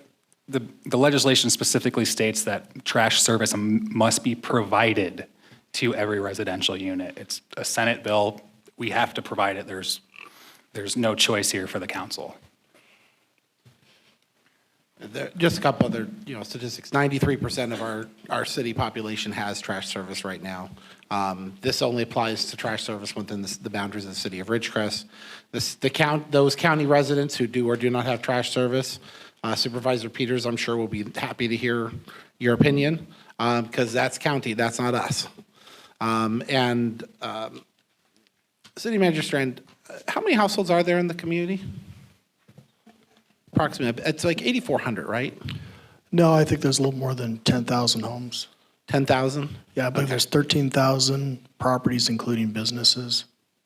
Okay, thank you, sir. I just want to be clear. So the state is mandating that each individual has trash service. Correct, and the city may be fined up to $10,000 a day if you don't have an ordinance or enforceable mechanism in place. And that's per violation, so if they don't have trash and organics, theoretically, you could be charged $20,000 per day. And that would have been starting in January of this year, but we did file the NOIC, which allowed us to extend our deadline a little bit and not be fined under CalRecycle. But a failure to comply would remove that extension, and they could fine retroactively, Correct. theoretically. Very good. Thank you. So just to make sure that we know the numbers, that would be a $300,000 fine per month by Per choosing to not violation. do this. I mean, Oh. got a feeling that's a little more in our citizens' happy to see us make sure that we comply versus taking a $300,000 penalty per month. Mr. Gorman. Oh, thank you. I don't have to identify myself. Hot dog. My friend, I didn't get your name. You represent Waste Management. No, my name's Philip Manalfi. I'm a consultant with HF&H Consultants. We were hired by the city to help protect the ratepayers through this process and to help Waste Management explore all of the opportunities as we do contracting for public agencies across the state on this matter. And your name, sir? Philip Mainolfi? Philip? Yep. Skip. While my wife and I aren't playing Wordle, we're talking about this trash issue. We're both fascinated by the extent to which it might be wonderfully successful or Ridgecrest starts smelling really bad. I'm glad to hear we can do biodegradable bags within the context of the organic matter. Hot dog, last I heard about this, we didn't have that access. We have observed with dismay in the past, while we're conscientious, my wife and I, about putting just the right articles in just the right colored cans, and those cans then taken down the driveway and set out on Bowman Road to be grabbed up by the same truck and tossed into the same bin as the truck then trundles away. We've reported this. It's sad, but it does take some sort of cooperation with the hauler, and indeed, going beyond the hauler, surely this is going to take some cooperation by the dump itself, right? Everybody's sort of nodding. Generally, when I mention the dump, I get shrugs and people say, well, the dump is a county thing. We're not involved in that. Ask not for whom the bell tolls. If I may, the dump's actually required by the legislation, as are the processing facilities, to sample the material that's coming in. Thank you for that, Philip. The reports I get from my wife, who has dump duty from our ranch, and she loves it. She likes to go out there. She has been for years. The operation of the dump, since it's gone to a new contractor, has deteriorated greatly.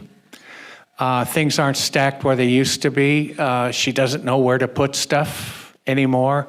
The roads are pitted, almost impassable, muddy, and your tires are damaged going out there to the dump. Even the young fellow at the little kiosk as you drive in is nowhere near as gracious as they were before.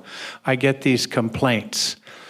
I don't know who to take a complaint like that from.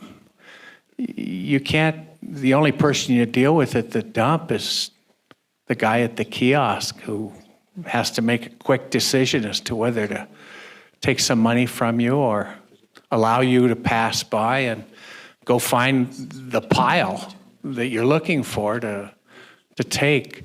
The dump has gone way bad. We're unsure who to approach, and I do it in writing, to complain to about this. Any ideas? Well, Skip, I would certainly say you can certainly address it to the council and then to Supervisor Peters, and we'll be happy to make sure that we put it in front of his staff or himself directly. Go right to Peters? Seems like overshooting the mark. No, I said write it to us, and then we'll make sure that it gets in front of agencies or people that we can help. It's that simple. Okay.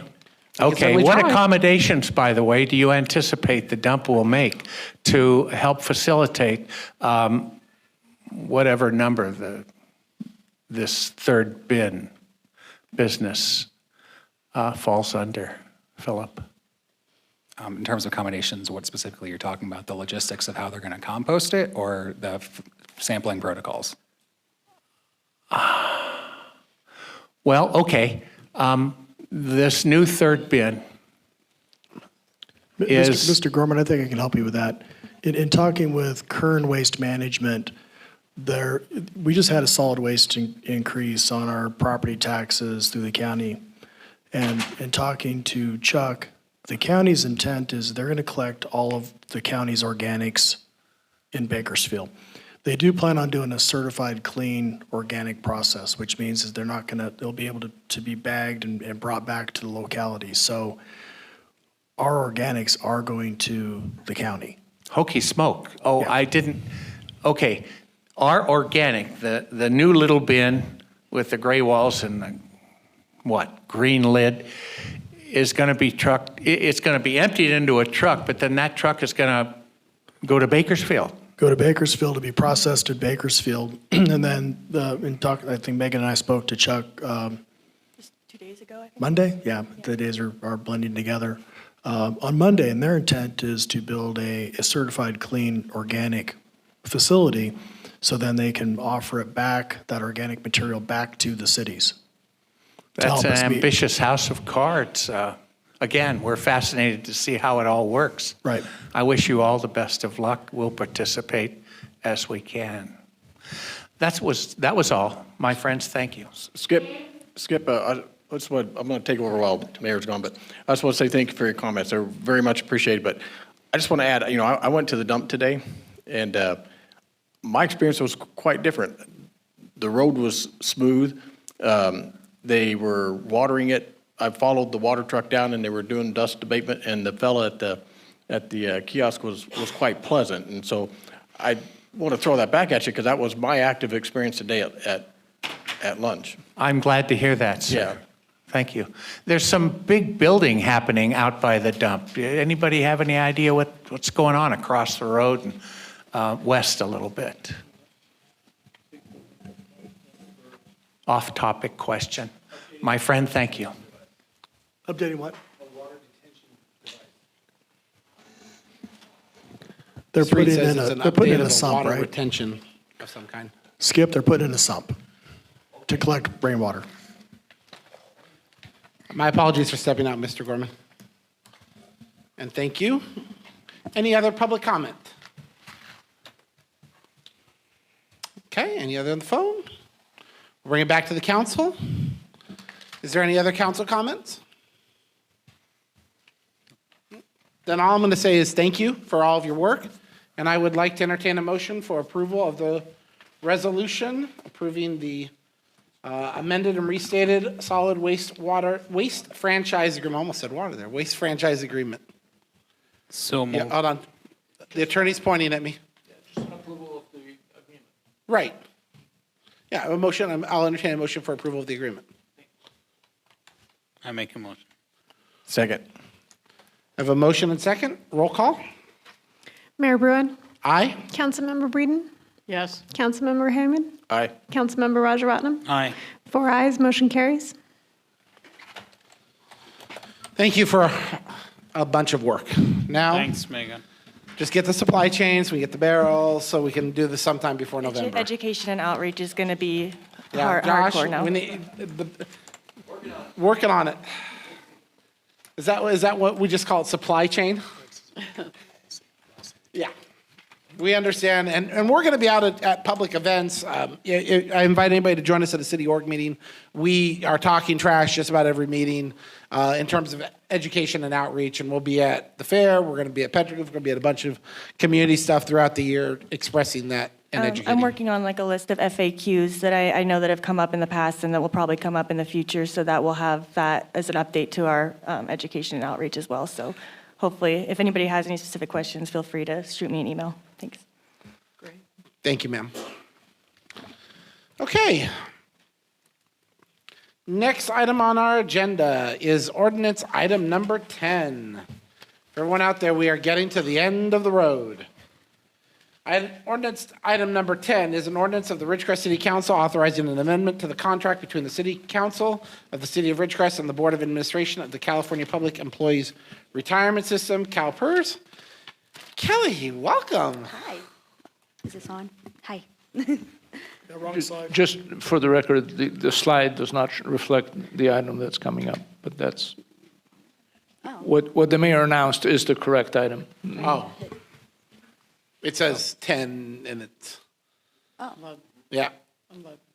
The slide just doesn't reflect it. Correct. All right, so on The June... agenda does properly. On June 1st, RICA brought to you a resolution of a notice of intent to approve the amendment to the contract between the Board of Administration of CalPERS and the City of Ridgecrest. The ordinance adopting the amendment to the contract is presented to you tonight. The amendment is to remove the part-time exclusion from our contract. This will not alter when part-time employees who have worked over the 999-hour limit must be entered into the CalPERS. It just simply removes the exclusion to avoid confusion in the future. Do you have any questions? Does the council have any questions? Nope, nope, nope. Does the public have any questions? Nope, nope, nope.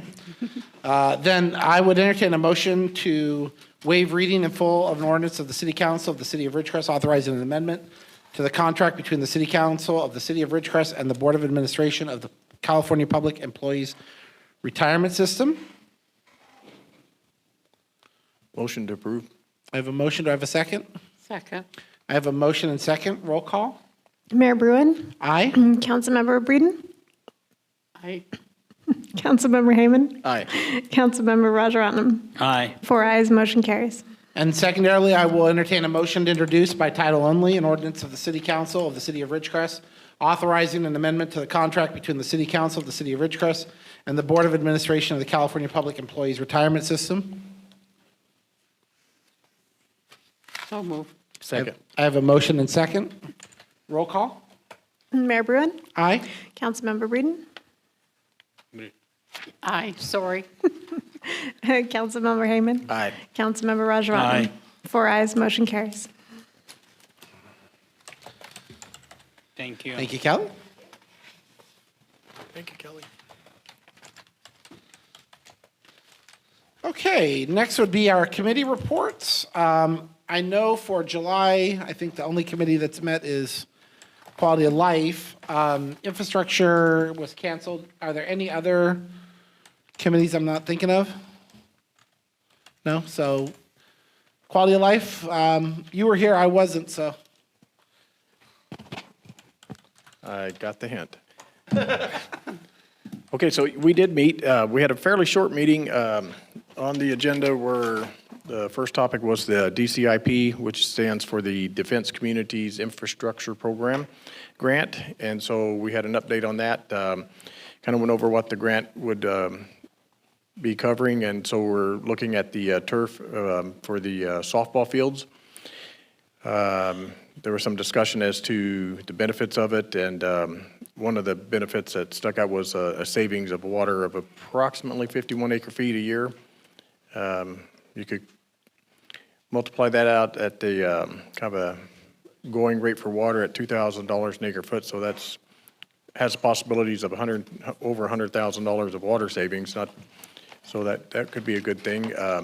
It would incur all of the softball fields. It was taking public input and overview showed that the softball fields were in most demand right now for improvements. And the DCIP program basically, and Narissa, you can help me out on this if you'd like, but so it basically works with improving the quality of life for both the military and the city's constituents, correct?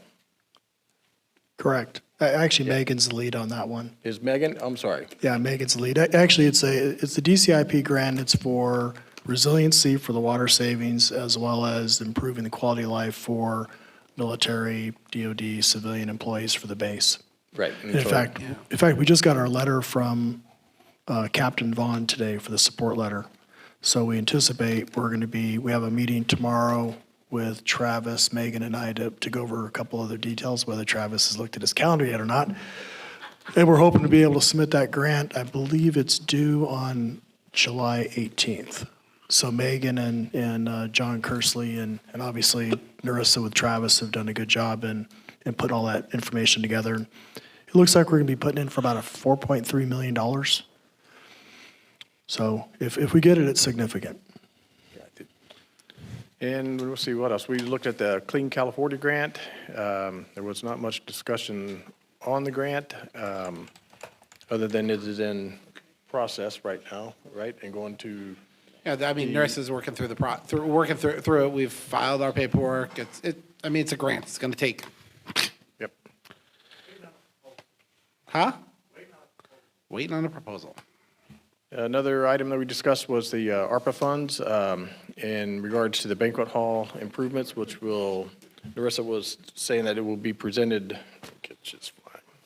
got him. Good catch. We'll be, she'll be moving forward with that and presented in August as far as the improvements to the banquet hall on the ARPA funds. Let's see, I'm gonna let you kind of help with the wish list. But yeah, but let me go, we'll go over, one of the things too that was, I think, really exciting was the summer camp was completely full with the waiting list, right? And so that's the most ever that the Parks has had in the summer camp. So that shows a real need for, and participation of the, for the youth in our city. So congratulations to Narissa and Parks for putting that together and having such a successful, between movie night and teen night and the summer camp being full. There's some pretty great things that's been occurring, you know, with the parks and with the city. Let's see, I think that's all I have. So the last thing was the wish list, which I'll let Mayor Bruin kind of take over. Yeah, so at the June meeting, I asked Narissa to, you know, I always like to imagine like the low-hanging fruit. You know, what is the items that are, you know, right on that cusp of if we suddenly find ourselves with the ability to have a revenue where we can actually start to fix some things, what are those things that we can address, you know, immediately that we know are needs that you know, have gone neglected for a long time? And I loved her list. I mean, because these are the things that when we talk about recruitment, we talk about retention, we talk about quality of life, these are the things that people look for within their communities, and they're the things that we haven't done. And so she gave us a list, and I'm going to hit just a couple of the small ones because I think it makes the point. You know, number one with a bullet was a bathroom at Pearson Park. I mean, I don't think it takes a lot of rocket science to understand why that would be something that if we had a little more, and what I said there was a limit was $250,000. I said if you had an extra $250,000 a year to do something with, what would be the things you could do? And so if we kind of imagine, you know, $250,000 gets us one, $500,000 gets us two, $750,000 gets us three. In 3 years, we could have all of these things, you know, at least in some form or condition of our community. And you know, how much do we do those things? That's for this and future councils to continue to make that decision. But I just wanted to have the wish list, you know, bathroom at Pearson Park, ADA accessibility equipment at Pearson Park, a fitness pad and exercise area at Leroy Jackson Sports Complex, adding playground equipment next to our splash pad and making more of a community area at Freedom Park here, adding features and making improvements to the skate park, resurfacing the parking lot at the baseball fields, Shade everywhere. I think you had more shade. I think shade was about 30% of the list. Shade it up, John. Shade it at the softball field. Shade at Leroy Jackson. I mean, and then things like, I mean, honestly, I've seen it. Picnic tables, seating, benches. I mean, these are things that we've went not, you know, a couple of years neglecting. We've went potentially a couple decades neglecting. And is that a fault of this city? Maybe, but is that more a fault of how we've invested in our city? And I think that's the real message that I hope people take away is I asked for this wish list so that I could be able to, when I talk to citizens over the next several months, especially after the discussions we've had this evening, I want to be able to talk to them about the things that we know we can knock out potentially in the first couple years. I mean, do you understand a measure like we're discussing, and which we'll discuss again on the 20th, is possible to solve so many of these things without a whole lot of effort over the next 4 or 5 years. Could you imagine what this community could look like in 2025, 2026, when that base is completed, when that base is ready to recruit its optimum number of employees for the number of missions and projects and everything else that's going to be coming our way? And if we can do that over the next couple of years and really build that base of this community, that's why I asked for it. So thank you for a list of wishes. I admit some of these I've already said at Quality Life, which is great, but these are the talking points, the idea that people need to know that this is what we're talking about. This is what we're hoping to achieve. So that was the wish list goal.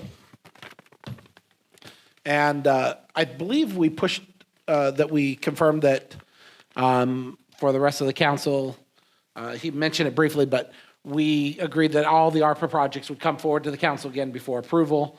And we gave Narissa the green light to go ahead and bring the partitions and flooring, correct? For Kerr-McGee Center forward in August. And Narissa, I apologize, I don't remember, but what was the time frame? If we give you the green light in August, how long of an implementation is that? Is it 12 to 18 months? Is it? Okay, let's just say 12 months. I'll say 12 months, right?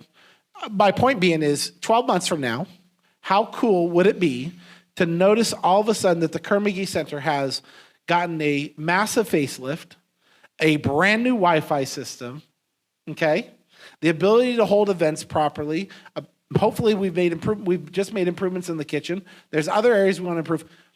That is how you build communities. You don't just try to fix it for a nickel. You stop chasing nickels and you start investing dollars into what you want to build. And we're doing it. And that's why I was so happy to see this is one more piece that's a long-term deferred maintenance that ARPA is helping. And ARPA has caused a whole bunch of other problems, including us having to talk about inflation in the middle of, a tax measure. Unpleasant. Nobody here likes it. But the fact is that we can choose to build on it and take that momentum and run down the field, or we can sit on the 50-yard line and just cry about it. So that's all. Fun committee meeting. Any other committee reports? City org is tomorrow here at council chambers, and I believe finance is a week from. It's next Monday or next Tuesday, right? Yeah. Okay. And we would love the community to be involved. Come on down to finance. Ask us questions, especially if you're interested about where all these conversations have been happening. They've been happening for more than a few moons. Any other committees, boards, or commissions? I know I got an invitation for East Kern Economic Alliance today, but I haven't responded to it yet. Any others? Kyle's not here, so we don't have 25 minutes of committee reports. What? I had to get him somehow. He's not here. City manager report. Yes, I just have one item to report. Proud to announce that with the approval of the state budget, the city of Ridgecrest received a $2.5 million direct award to go towards construction activities at the new wastewater treatment facility. We didn't even, in the midst of all of this today, we didn't even talk about the fact that we are finally within eyesight of a 20-year running wastewater treatment project. Yeah, we have to thank Capital Corps, our consultants for the Groundwater Authority, in leading the charge for this direct award, as well as the Water District and the county for providing support letters on behalf of this stuff. So we do have a few more grants we're applying for. It does look very positively that change in language in the NDAA will come in so we can qualify for applying for the Defense Community Infrastructure Program grant for the wastewater facility next year.